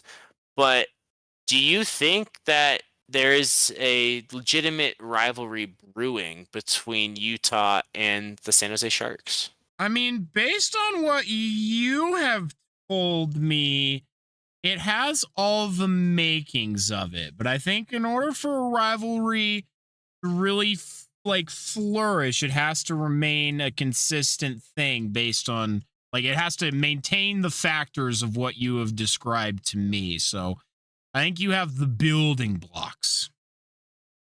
And I think that's what makes it a question. And I had to come to this reckoning, this realization myself. And so some of those building blocks, let me outline for everyone listening so they can be read in on what you and I both already know, Corey. And it's this that all three games the Sharks have played against the Utah Hockey Club this season have resulted in one-score games, in that the winning team won by a single goal. No extra empty netters on top, no winning by 5 goals. No, these are close, highly competitive games on the whole and on the final result. And not only that, from each game on game, they have gotten progressively more physical. The hits in the game by both teams have only increased in each match that they have had against each other. And not just hits that are registered in the regular fashion, but it has gotten progressively more chippy and chirpy. You see this disdain between players. These rosters, this current composition of these two franchises do not seem to have much of a liking for one another. And when I say more chippy and chirpy, sure, that's players chirp. I would chirp as a hockey player. You know me, Corey. I'd have fun with that. I'd be out there just throwing it around. It's all a game. But this every game has had its actual scuffles and 5-minute majors for fighting. There have been really close moments that are back and forth and exciting, or huge momentum swings, like when the Sharks had that comeback to get their first win of the year. And similarly, how Utah ended this game with a just huge back-breaking momentum killer. The games are quite simply fun to watch. They might not be the most action-packed. These are not top-tier NHL teams. Utah is trying to push for a wild card spot, but quite honestly, I don't think they have the power. Have it at this point. It's funny because I was catching up on some of our older episodes, and I was talking about how Utah and St. Louis are on the rise. St. Louis might still have a chance. I don't think Utah has a chance.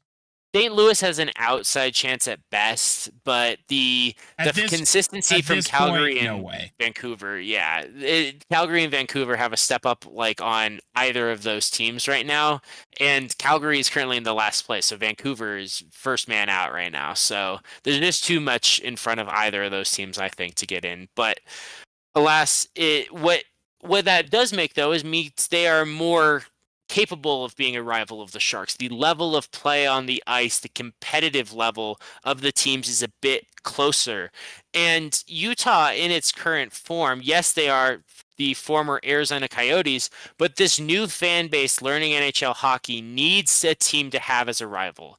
Every team has the rivals, the teams you play most often. They're typically in your division, and over time there is just a hate and anger that can build up, be it from playoffs, just from the amount of history you have against the team. And again, so while the players on Utah might not have any particular disdain for one franchise another, the fans it is a new segment of fans is what I'm trying to say, and they need to have someone that they pick out as a rival or they view. I have treated Vegas as a rival, and I have shown so much disdain towards Vegas for everything about their existence as a hockey franchise ever since they came into the league, but particularly ever since the Pavelski cross-check to the face. I say it over and over. If you don't already know it by now, look it up, people. I can't wait till we have that conversation, because I had a different take on that situation. Yeah, I am biased, and I'm very passionate about that topic, so I'll probably get as loud as you can on occasion just for that one. Yeah! So it'll be a fun episode to say the least. But back to Utah for now, because we will have that day in the sun for that conversation, and I look forward to it. But I think it's kind of up to Utah fans to decide who they want a rival to be. Do you want the Sharks to be your rival right now in this season? No, they're at the bottom. But with the trajectory the Sharks are on, if you're Utah and you think, oh, this team's going to be good here over the next couple of years, maybe that's not such a bad team to want as a rival to be competitive with and have exciting games. To a team that you feel like you're always in it and have a chance to win. And I think that's part of the rivalry. And I think Also, again, we broke their hearts. We were the team that got our first win of the season, making a ridiculous comeback that had no business happening, teaching them how to blow a 3-goal lead in the third period that they had never seen before as a franchise, as the Utah Hockey Club. And so we put a dagger into their hearts, and they decided to put one back in ours. And I think that's the building blocks that, like we said, could bring about a rivalry. And I mentioned Vegas, but I just want to go back to it because we've also talked about a true rivalry being 50-50, where the games are super competitive every time. Yeah, they're physical. Yeah, there's just a palpable tension, but it's competitive. It's not too overly one-sided typically with a rivalry, unless the rivalry goes back decades, and so both teams have had their times with the advantage. And realistically, with Vegas, I talked about how they have a 2-1 advantage typically in games against the Sharks. They've had the Sharks number both in the regular. I mean, yes, the Sharks did steal the postseason. Tied to the Pavelski thing, we did win a series there. But typically speaking, Vegas has had the Sharks number, so I have to admit that while I might not like them, maybe they are not a true rival in that sense of the game. I can still dislike their franchise and treat them like a rival, but perhaps the games Utah has played this season have been far more 50-50, far more balanced action between the Sharks and the hockey club. And they've the series, just like I said, it has itself had that rivalry-esque feel when those games are coming in. It's close all night long through the game. Both teams are having great chances. Both goalies are coming up with great saves. It's just all the exciting things we talk about a competitive hockey game. And, it mirrors how the Sharks have played this season and, quite honestly, historically against their old rivals in California of Anaheim and LA. Anaheim took both games so far they've played this year, but they were close. The Sharks actually have the edge on LA. I think they're 2-1 in games against LA. But every single one of those games was close, competitive, physical. You really didn't know going in what one team might be better than the other statistically, but you really didn't know going in who was going to win the game. And that the games Utah's played this season resembled that, perhaps even more so. They've been more competitive certainly than the Sharks games against LA. The Sharks had an easier time with LA, believe it or not. So it's I guess it's interesting, or the evidence is starting to build that you have that heartbreaker for Utah fans and the just absolute ecstasy for a Sharks fan to be like, finally we got to win. It's not as bad as last year. Then you have Kevin Stenlund, you fucker, boarding Celebrini, and then no call, where thank God the kid's okay. Now in the third match, we have same guy send Zetterlund into the boards. It's just a Utah's a bit of a dirty, risky hitting team. Like I don't know if they necessarily are like that on purpose or if it just comes out against the Sharks. But again, this is a piece of a rivalry that could grow. Is they are physical. The hits have been high. There were multiple questionable hits in the last game against Utah. I remember talking about how Granlund took an elbow to the head that wasn't called either.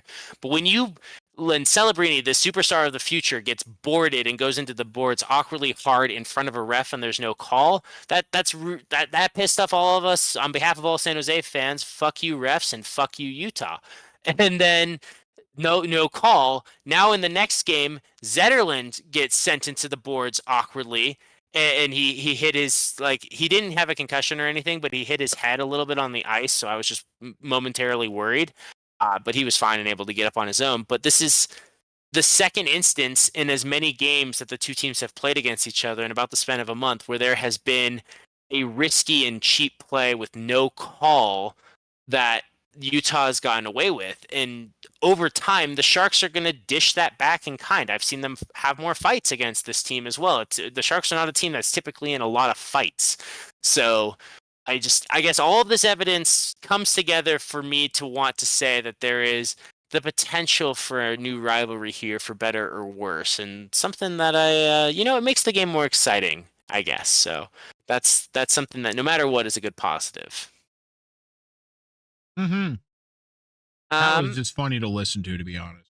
Yeah, it's quite the roller coaster in my brain sometimes with the the half organized TED Talk and then the ADHD side tangents that are longer than the original story. That's pretty much how I exist. Yeah, that is my existence. I mean, you know me. You don't even need to ask, but I ask any of don't. my coworkers, and they'll say the same thing.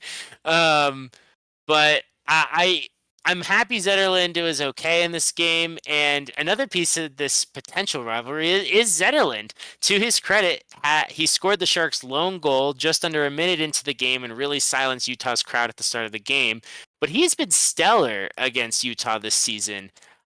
Corey, in the 3 games played against the hockey club, do you want to venture a guess how many goals Zetterland has? Bobby and Zetterland. Yeah, Five. the biggest snub from the Four Nations. Five Biggest snub goals. was.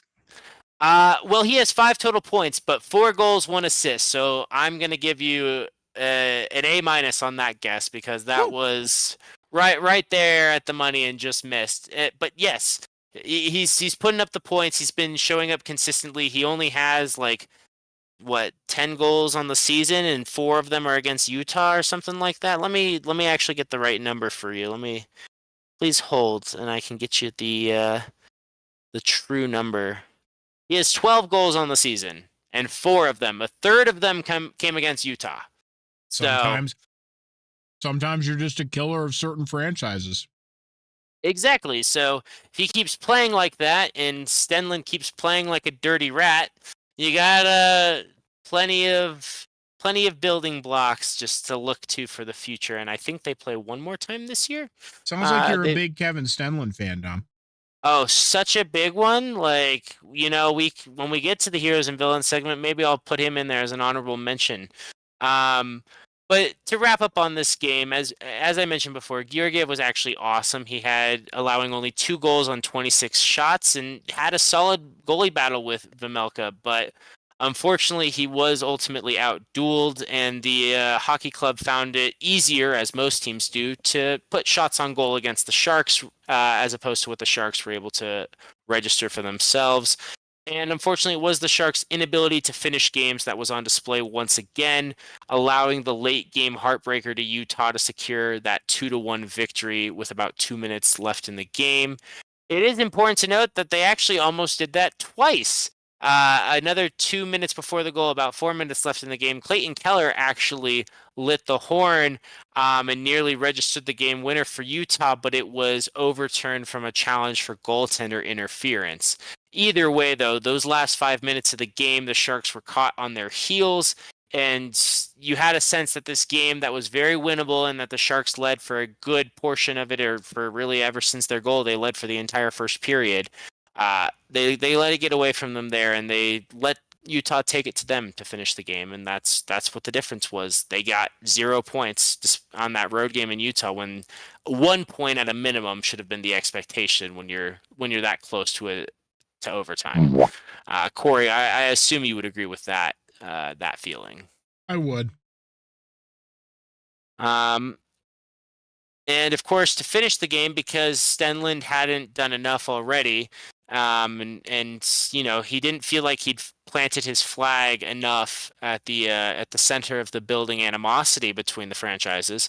He got himself a 4-minute double minor with just a minute left in regulation, just to put a little icing on the cake and give the Sharks some 6-on-4 chances to get back into the game. But unfortunately, no luck, no dice. Run it back and try again next time, despite, like I said, good performance from Georgiev. It's really disappointing, actually, to think that he has let down the team towards the end of 2024 when they were having better games. They were putting up a bit more goals. And now it's almost flipped, where he actually showed up for the team and the guys in front of him really let him down and just couldn't get the puck to the net.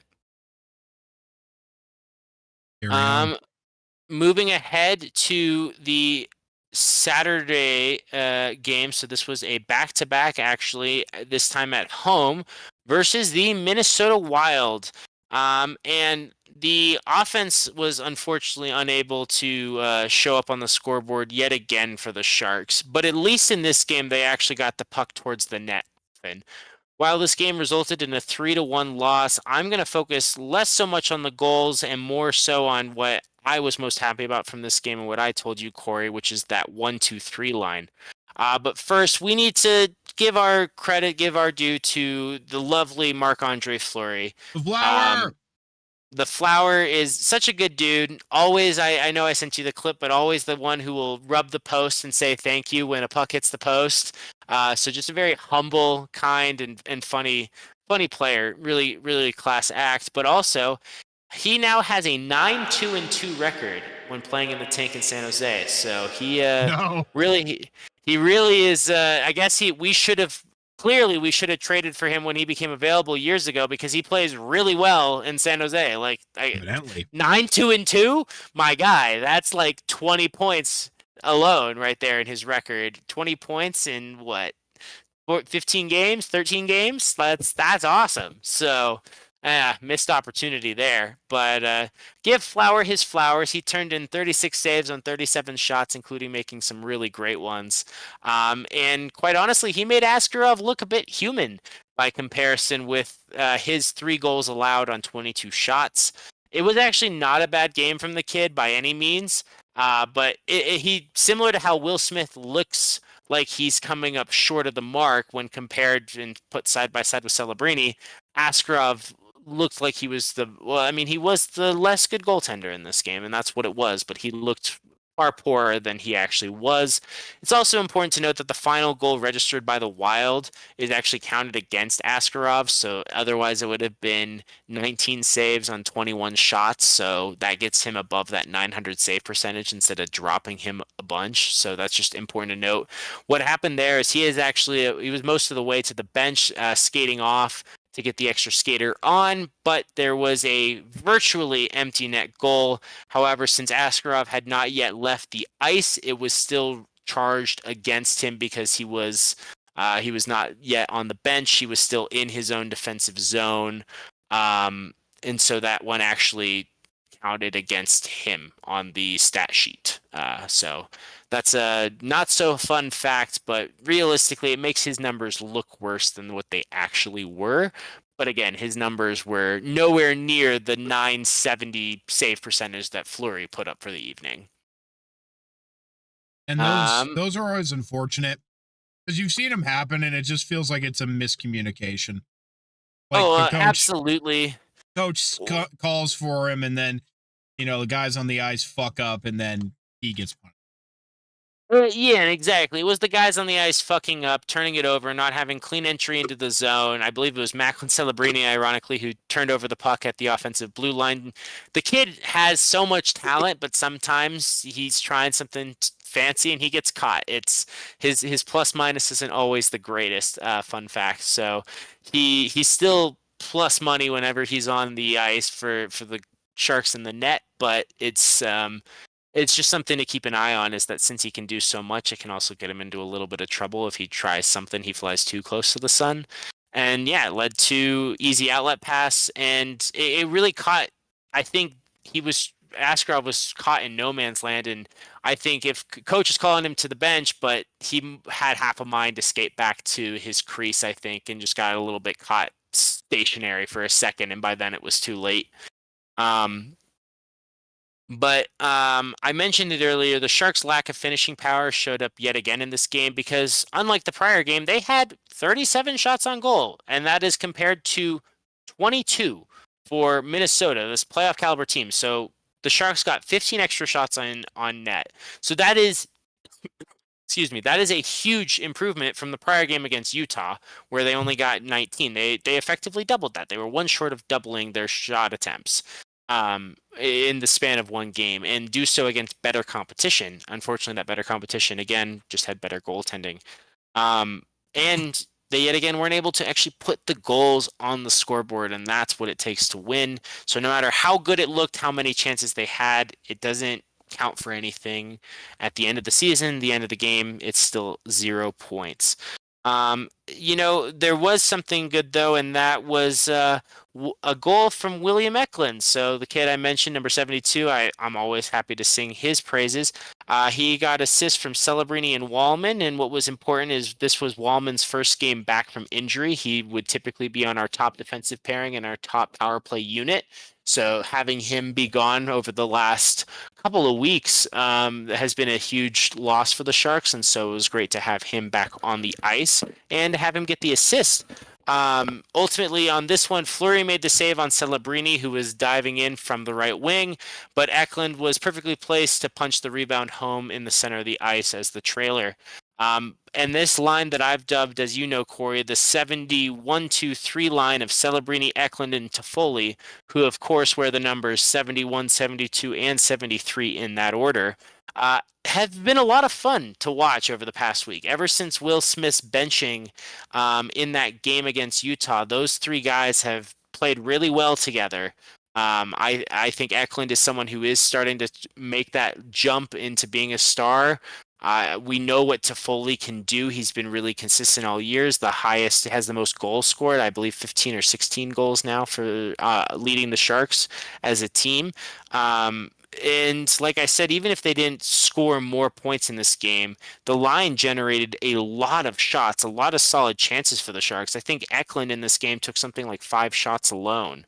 And they also set up Wallman multiple times when they were out there at the same time on the ice. So when we've talked about chemistry, they're starting to build some solid chemistry between those three guys. And they, especially with Will Smith struggling and falling off, it is a clear opening that these three could cement themselves as the Sharks' top line, and we would stop seeing some of the line jostling we've seen from Coach Warsofsky. And if that is the case, if now there's only 3 lines that have some shuffling, finally, amazing. It only took us 42 games, right? So that would be a huge win. I know, Corey, you've offered that suggestion before, but do you have any extra thoughts to add on the chemistry? And do you think a line with a veteran like Toffoli paired with some younger talent in Eklund and Celebrini is the makings of something successful? Well, first of all, better late than never. Second of all, to answer your question, yeah, I mean, these guys got to learn from somebody. And that's why I think you've seen teams like Chicago struggle, especially in Bedard's first year, is he wasn't really surrounded by any veteran presence. And this year they tried to correct that. And unfortunately, it hasn't done them a lot of good. But I do ultimately think that you need guys like Toffoli and, Alex Wenberg and other guys of that nature to help come in and teach these younger players the way of the game. And that goes both on and off the ice. And you see them attribute their success to guys like that all the time when their career is finally over. So I do think it's oh so critical that you have at least that one veteran presence on a line like that in order to assist in Celebrini's development, because of course he can't learn by himself. You don't just magically understand how shit works. Toffoli's been in the league forever. He's won Stanley Cups. So he's really one of the perfect teachers for Celebrini. Absolutely, a true journeyman and a longtime veteran. And I think you said it really, or a good way to say it is, you can't manifest knowledge, and you certainly can't manifest wisdom. Wisdom is so much more valuable than knowledge. You can know the game, you can know how to do all these fancy things, but the wisdom, that NHL IQ that we praise Celebrini for, it's only going to get better with a veteran helping guide that, guide the path for that education, teach him where to focus his energy in that capability he has. Just as a final note for this game against the Wild, I've already kind of said it, but the Sharks outshot the Wild for nearly the entire game. And really, the inability to convert on those goals or convert goals on those shots is the difference between being a legitimate playoff contender scoring 3 goals on 22 shots versus a basement dweller scoring 1 goal on 37. It doesn't always make sense statistically, but in a potentially winnable game against a top-tier playoff opponent, the Sharks were not able to have that finishing power. And so when we talk about the rebuild, you're right, it's going to be slow, because that's not just going to turn around overnight either. That is the best way to see where the rebuild is at, is in those close games against playoff competition. How often are they winning? They got those wins against New Jersey and against Tampa to start the year, but then they followed it up while being beaten by Vegas in a not as close game. And then these losses that were closer games and were certainly winnable games. So I think the Sharks still have work to do to actually be showing up consistently and finishing on their opportunities. And with that, I was going to say, is it time for the fun one? It's time for the fun one. I wish I could do buffers. It's time from UFC. The UFC. Yeah, that would be amazing if I was capable of that. And so the Sharks started their road trip at the Detroit Red Wings on Tuesday here, and they started it with a big win, 6-3. I'm not trying to hide anything. I'm cheesing. I'm smiling. I'm having a wonderful time. Georgiev was back in the net yet again after the loss from Askarov. And the Sharks really had an awesome first period. They silenced the Detroit crowd early, which is crucial when you're on the road to really get some of that momentum early or at least take the crowd out of it. But Jan Ruda was able to score a goal just 2 minutes into the game. And really, the Sharks were winning in all three phases. Their defense was showing up. Their offense was clicking really well. They were controlling possession. But also, when it came to special teams, the Sharks, closer to the end of the first, about 17 minutes in, so about 3 minutes left in the period, Nico Sturm, who hasn't really scored much recently. We don't say his name often. He's definitely playing those harder minutes. I think he's at 10 points on the season. He scored a shorthanded goal actually for the Sharks, allowing them to enter that first intermission in Detroit up 2-0. And now I wasn't able to witness this period myself, but from what I saw in the highlights and the analysis I heard in between periods, it seemed like as close to a perfect period as the Sharks have really played at any point this season. So really could not have asked for a better start, especially to start off a road trip in that first period. However, the second period of this game was far less pristine, and thankfully I didn't have to see this period either because I was still doing adulting things, so I luckily got... Yeah, I know, it sucks, but at least I did not miss a single second of the third period, and I can't wait to tell you about it, because that was the part of this game that was most important to watch. If you didn't watch anything but the third period, it's fine, because I can speak from experience. You didn't miss enough to make yourself feel upset. The second period, like I said, was far less pristine and dominant. It was actually Vladimir Tarasenko, so that mention all the way back at the start of the episode, it finally comes full circle now. And he showed he still has some life and some air beneath his Red Wings. Haha, dad joke, pun intended. And he put Detroit on the scoreboard in the second period, actually about 20 seconds faster than the time that Ruda was able to score for the Sharks in the first period. Then the second period really settled down, and the long change was clearly impacting both teams. Neither team was really able to establish a firm and consistent grasp on the period and control. But it certainly settled down. There was some back and forth action, but the high danger chances did not feel there the way the Sharks had them in the first period. But at least Detroit didn't have them either. And there was plenty of turnovers and just sloppy play in the neutral zone where the pucks, no sustained possession by one team or the other for more than 20 seconds at a time. So that it wasn't pretty from what I could see, or not a ton of highlights in general. But yeah, so I think, again, I said it, but not much more to say than I think it was the long change. You just had some tired legs, some just physicality, some just running into people in the neutral zone when one guy's trying to head off and you're not looking the right way. So it was just a little hectic, little chaotic. And after a really good period, let's just say it was a forgettable period and move on. And Corey, are you ready for me to open the floodgates just like the Sharks did in this third period? So fucking ready. So after the two teams, right, Detroit and San Jose combined for 3 goals in 40 minutes in those two periods. They combined for 6 goals in the third period alone, including, of those 6 goals, I believe 4 of them were scored in like 10 minutes of actual real time is what I said when I texted you directly. And like I said, not only... am I excited to talk about it, but the Sharks really opened the floodgates. All of the scoring that they'd been missing from the prior two games where they had one goal in each of those, they scored 4 of those third period goals to take this game handily 6-3. Not so fun fact, but important to note, this is the first time the Sharks have scored 4 or more goals, not just in a period, but in a game in over a month. I know I mentioned that fact to you of it being over a month, Corey, but do you perhaps know the last time the Sharks scored at least 4 goals in a game? Ooh. November. It was December 12th. Why it's a fun fact, it's not so fun that it's been a literal month since they scored 4 goals, but the fun part is that was the final game of that arduous road trip that got the Sharks to 500 on when they finished in St. Louis after playing that tough slate of Eastern Conference teams.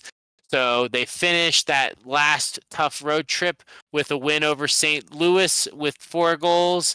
And now they start this next tough road trip. Maybe not so tough in opponent, but tough in the fact that they're playing 5 games in 7 days. And so the way they finished that last road trip, they've started this road trip on a nice note. So I thought that was something worth noting there. Something else that is important is it was 6 goals scored by the Sharks, 6 different goal scorers, Corey.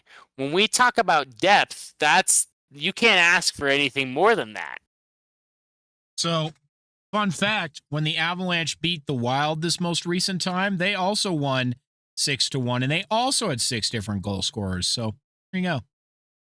Wow, that is indeed a fun fact. Let me just, to make sure everyone gets their flowers, let me run through. Obviously, I already mentioned it was Jan Ruda and Nico Sturm both scoring in the first period. So Jan Ruda, fun fact, defenseman getting involved on the scoreboard there early. In the third period, William Eklund started the scoring, and oh boy, what a pass from MacLeod Celebrini on that one. Then there was a Michael Granlund power play goal. He continues to be great on the power play, and Detroit's penalty kill is nearly the worst in the league. Goals were also provided by Tyler Toffoli and Mario Ferraro, another defenseman, getting the goal into the empty net with just over a minute and a half left. So of the 6 goals scored, 2 of them scored by defensemen in this game, Corey. So that was super cool to see and just see the depth, the variety of scoring.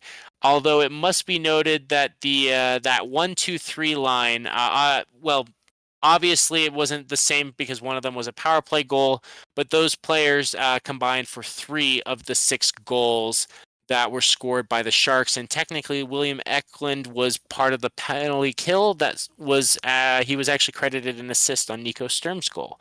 So those were all of the different goal scorers for the Sharks. Both Eklund and Toffoli finished with 1 goal and 2 assists on the evening.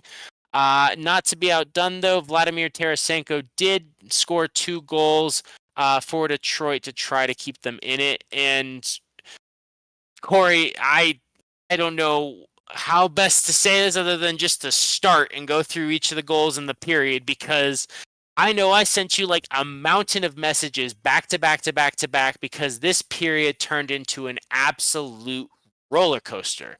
Before I dive into that and go with a bit of a play-by-play of the goals, just because it was such hard-hitting, fast back-and-forth action, do you want to add anything for this game? No, sir, I want to hear about the goals. Alrighty, so.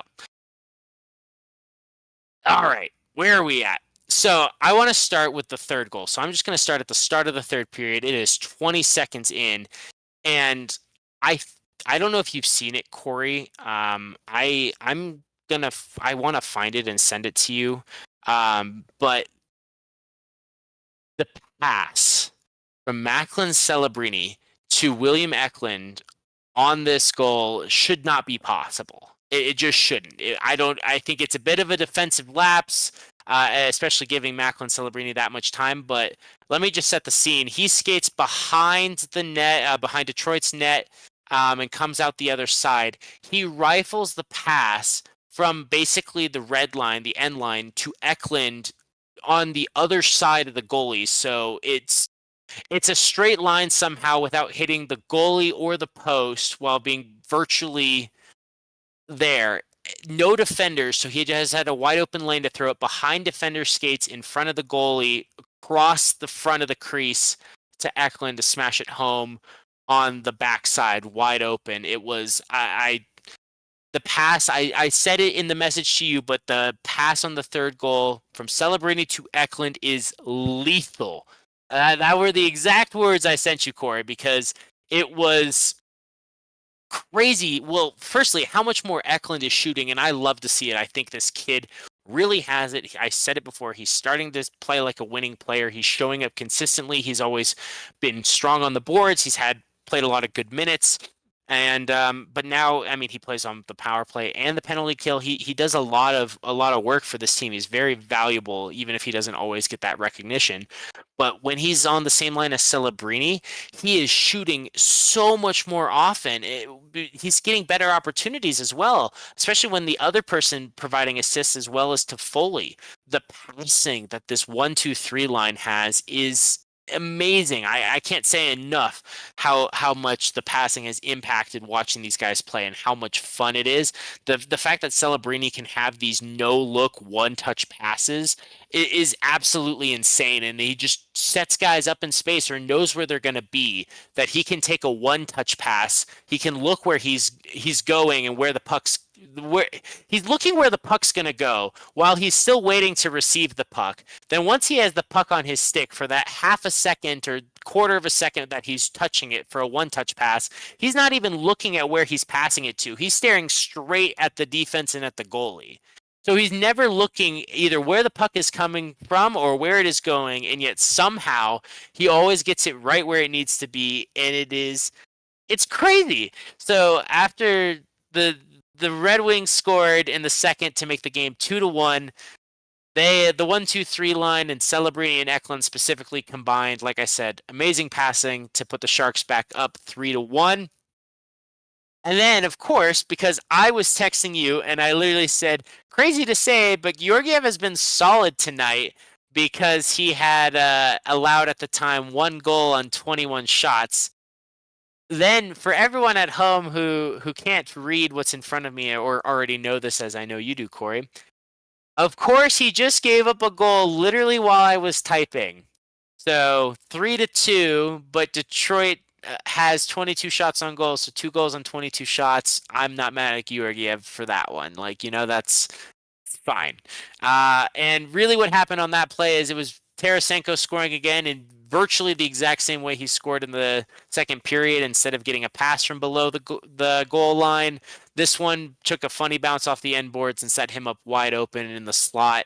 Easy one for him to fire on the far side where Georgiev couldn't reach and didn't really give him much chance. So again, can't fault Georgie.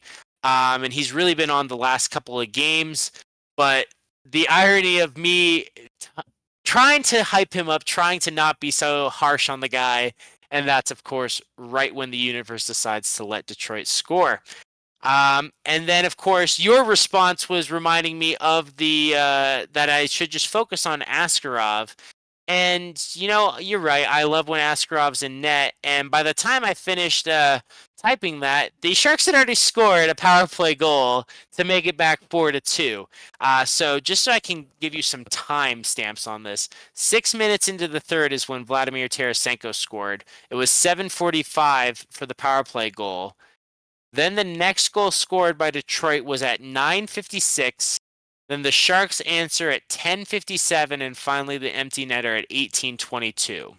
So there were 4 goals scored in just under 5 minutes of game time, and that was about 10 minutes of actual time. There weren't actually a ton of commercials because the goals were so quick back to back with the shifts. So this was a roller coaster. I hope you are all ready. So Detroit's PK I have noted here is so bad, and it really combined well for Granlund because his points, he's so good. He leads all Sharks players with points on the power play, and it's not even close. Like I said before about his 5-on 5 play maybe lacking a little bit and the numbers being boosted by his power play game. I believe his points on the power play actually count for more than half of his points scored on the season. That is me saying I think. I cannot say that with absolute certainty, and I would have to do math that I'm not in the mood to do, and actually go look deeper, and we just don't have the time for that. But I'm mostly confident that that is the case.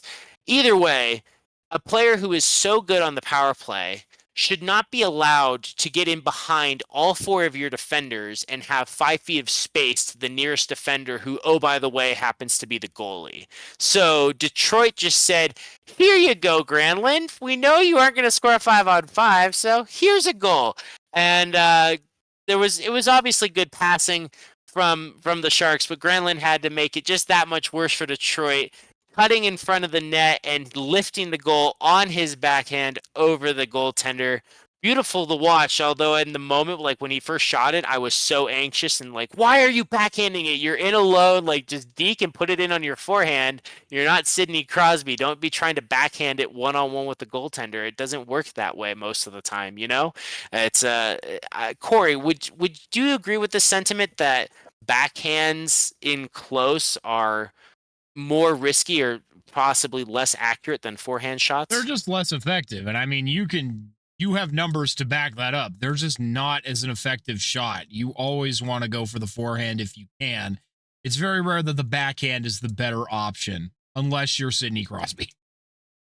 Yeah, and that's what I was trying to say is if you're Sidney Crosby, take it in on the backhand and you'll score every time in a shootout and people just can't stop it. But for the rest of the mere mortals out there, it's hard to get a good lift on the puck. When you go for a backhand, you don't have that natural curvature of the stick. It is harder to get a good lift, get a good portion of the puck and direct it the way you want to go. So the fact that he was able to do so perfectly at game speed before the defense could close in, and really he was surprisingly tight to where the goaltender was, So it made the goal have a little extra pizzazz and more beautiful to watch. But really it was, like I said, that poor positional power play defense to allow him in behind not 1, not 2, not 3, but all 4 of the Red Wings defenders. And like I said, he was closest to the goalie was the closest Red Wing on the ice to Granlund when he received the puck. So I do want to just recognize that because it was as easy as can be. Shortly after that, about 2 minutes and 15 seconds later to be exact, it was Lucas Raymond who's having a good year for Detroit. I believe that was his 18th goal of the season. So he's been one of those players that they would like to be in their core as they technically, I guess, are sort of a rebuild. They're on that they're in that similar spot that Columbus is that I don't know if they're a full-blown rebuild and they're a fringe playoff competitive-ish team that can't seem to get it fully together in the East. So it's just hard to peg down Detroit, but Lucas Raymond is certainly what they envision as part of their future, and he really gave me some anxiety because every time the Sharks got that 2-goal lead, the Red Wings seemed to come back and quick enough and make it a 1-score game. And like I said, at that point, we were just halfway through the third period, and 4 goals had been scored in the third period alone at that point to make it 4-3. And I was nervous because sometimes these can be huge momentum shifters. Like I said, from what I saw, the Detroit fans were really quieted by the Sharks overall through large portions of the game. That fan noise, crowd noise element was really not a huge factor.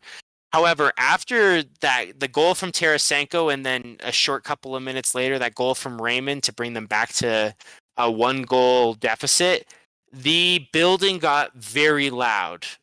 Just watching it live, I was feeling it like, oh my God, like don't let this team crawl back in it. Don't collapse like you have been, Sharks. Please don't do this to me. This has been such a fun, exciting game that you guys are winning. Go out there and take it. And thank God for Tyler Toffoli, and he went out there and did that, scoring a goal just 1 minute later, off an assist from William Eklund. Celebrini arguably could have had an assist there, but he was not credited for it as like the secondary assist to Eklund. But Toffoli was able to score, and just as quickly as that crowd like came out of nowhere and might as well have been the 12th man in Seattle for a little football reference, they were silenced just as quickly. and that momentum that you felt like Detroit was building just got ripped right out of the air when that game became 5-3.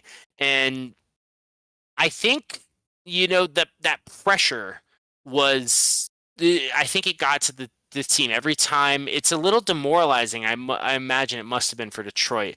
So they start to close the gap. They make it a 1-goal game, and not long after have that lead taken back out to 2 goals, not once but twice.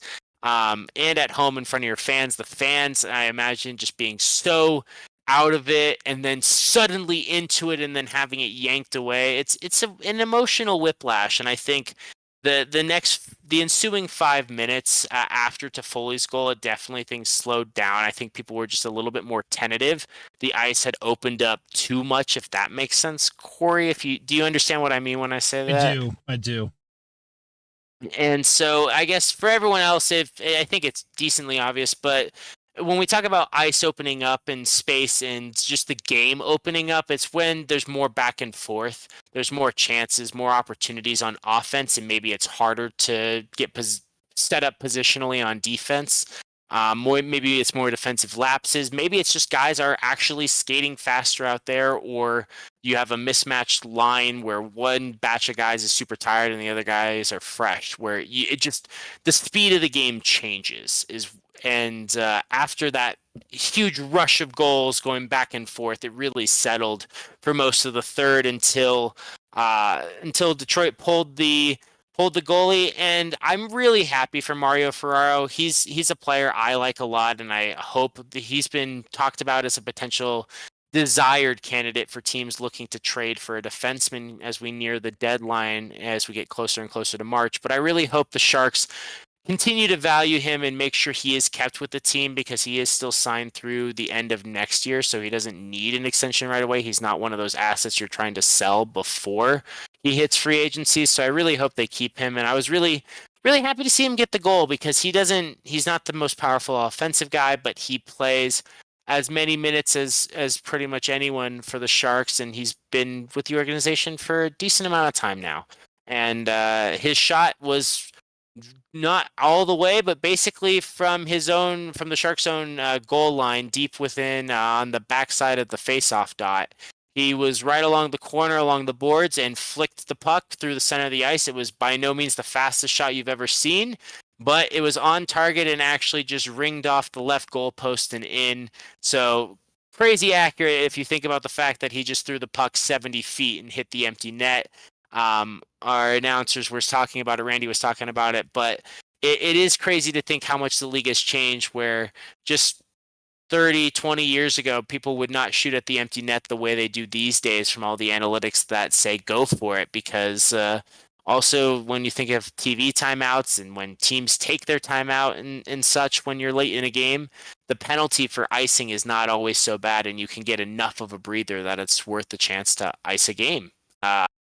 So that sums up all of the goals that were scored during the third period. It was the fact that I think, just again, Ferraro scoring the empty netter from basically his own end line, really cool.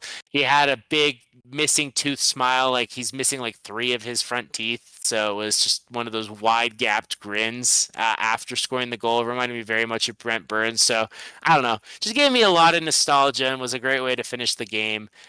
Georgiev finished with 25 saves on 28 shots faced. So again, very respectable, solid performance. The Sharks' power play was perfect again, 1 for 1 on the night, while keeping Detroit's power play from scoring. So just a really well played game overall. Good performance by the whole team that night, especially by the 1-2-3 line. Like I said, they were involved on 4 of the goals. Toffoli, Eklund, and Celebrini combined for 8 points on the game. 8 individual points scored of 15 registered by the team. So even with the depth I mentioned, they still accounted for half of the team's points, half of the team's goals. So really seems like the top line is figured out, and that's the biggest takeaway I mentioned earlier. That is exciting to look ahead. And as we look ahead, the Sharks really needed this win, and I mentioned it before, but they really needed this win to start off a 5-game road trip. It is, like I said, a lot of games to be playing in the next few days. The next up is going to be playing Columbus on the road tomorrow night, 5 p.m. puck drop here in Colorado. So I'm excited that another game I can watch and not have to be waiting for Pacific time to finish up late in the evening. After playing Columbus, they will be at the New York Islanders, then at Boston, and at Nashville on a back-to-back.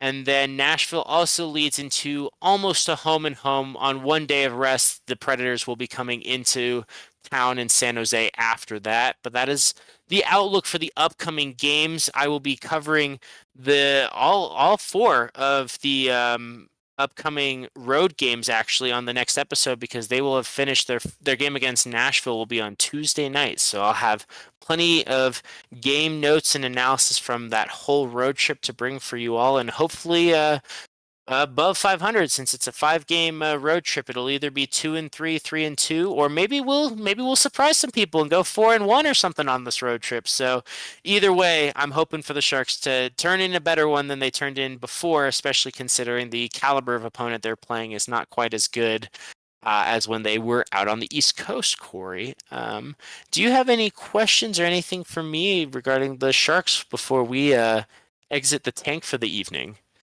No, other than thank you for taking me on that rather exciting roller coaster ride. Well, it is my pleasure. It's always fun to have someone on this roller coaster ride with me, so I don't feel so crazy in my on my journey. But I'm always happy to share, because it's we all know what the destination is, and the goal is always to hoist a cup. But as they always say, in line with the cliches I have spouted this evening, it's not about the destination; it's the journey. And so, no one else I'd rather go on that journey with than you, my man. Well, thank you very much, sir. Well, thank you for your time in the tank today, Dom. We are definitely running out of time, so we will just quickly run through these last couple things. Your 3 players of the week for the Avs are Logan O'Connor, Parker Kelly, and Mackenzie Blackwood. Simple as that. Here's your fun fact for the week, Dom. I think you'll like this one. Mike Knuble, this one also came from my mom. Again, Mike Knuble, an Ontario-born hockey player who played from 1996 all the way up to 2013. He played for the Detroit Red Wings, New York Rangers, Boston Bruins, Philadelphia Flyers, and Washington Capitals. He was a part of Detroit's back-to-back Stanley Cup runs in 1997 and 1998, but his most notable claim to fame is that he is the only player in NHL history to play with both of these famous teammates. Who were those 2 players that Mike Knuble played Sorry, what were the years? with? He played from 1996 to 2013.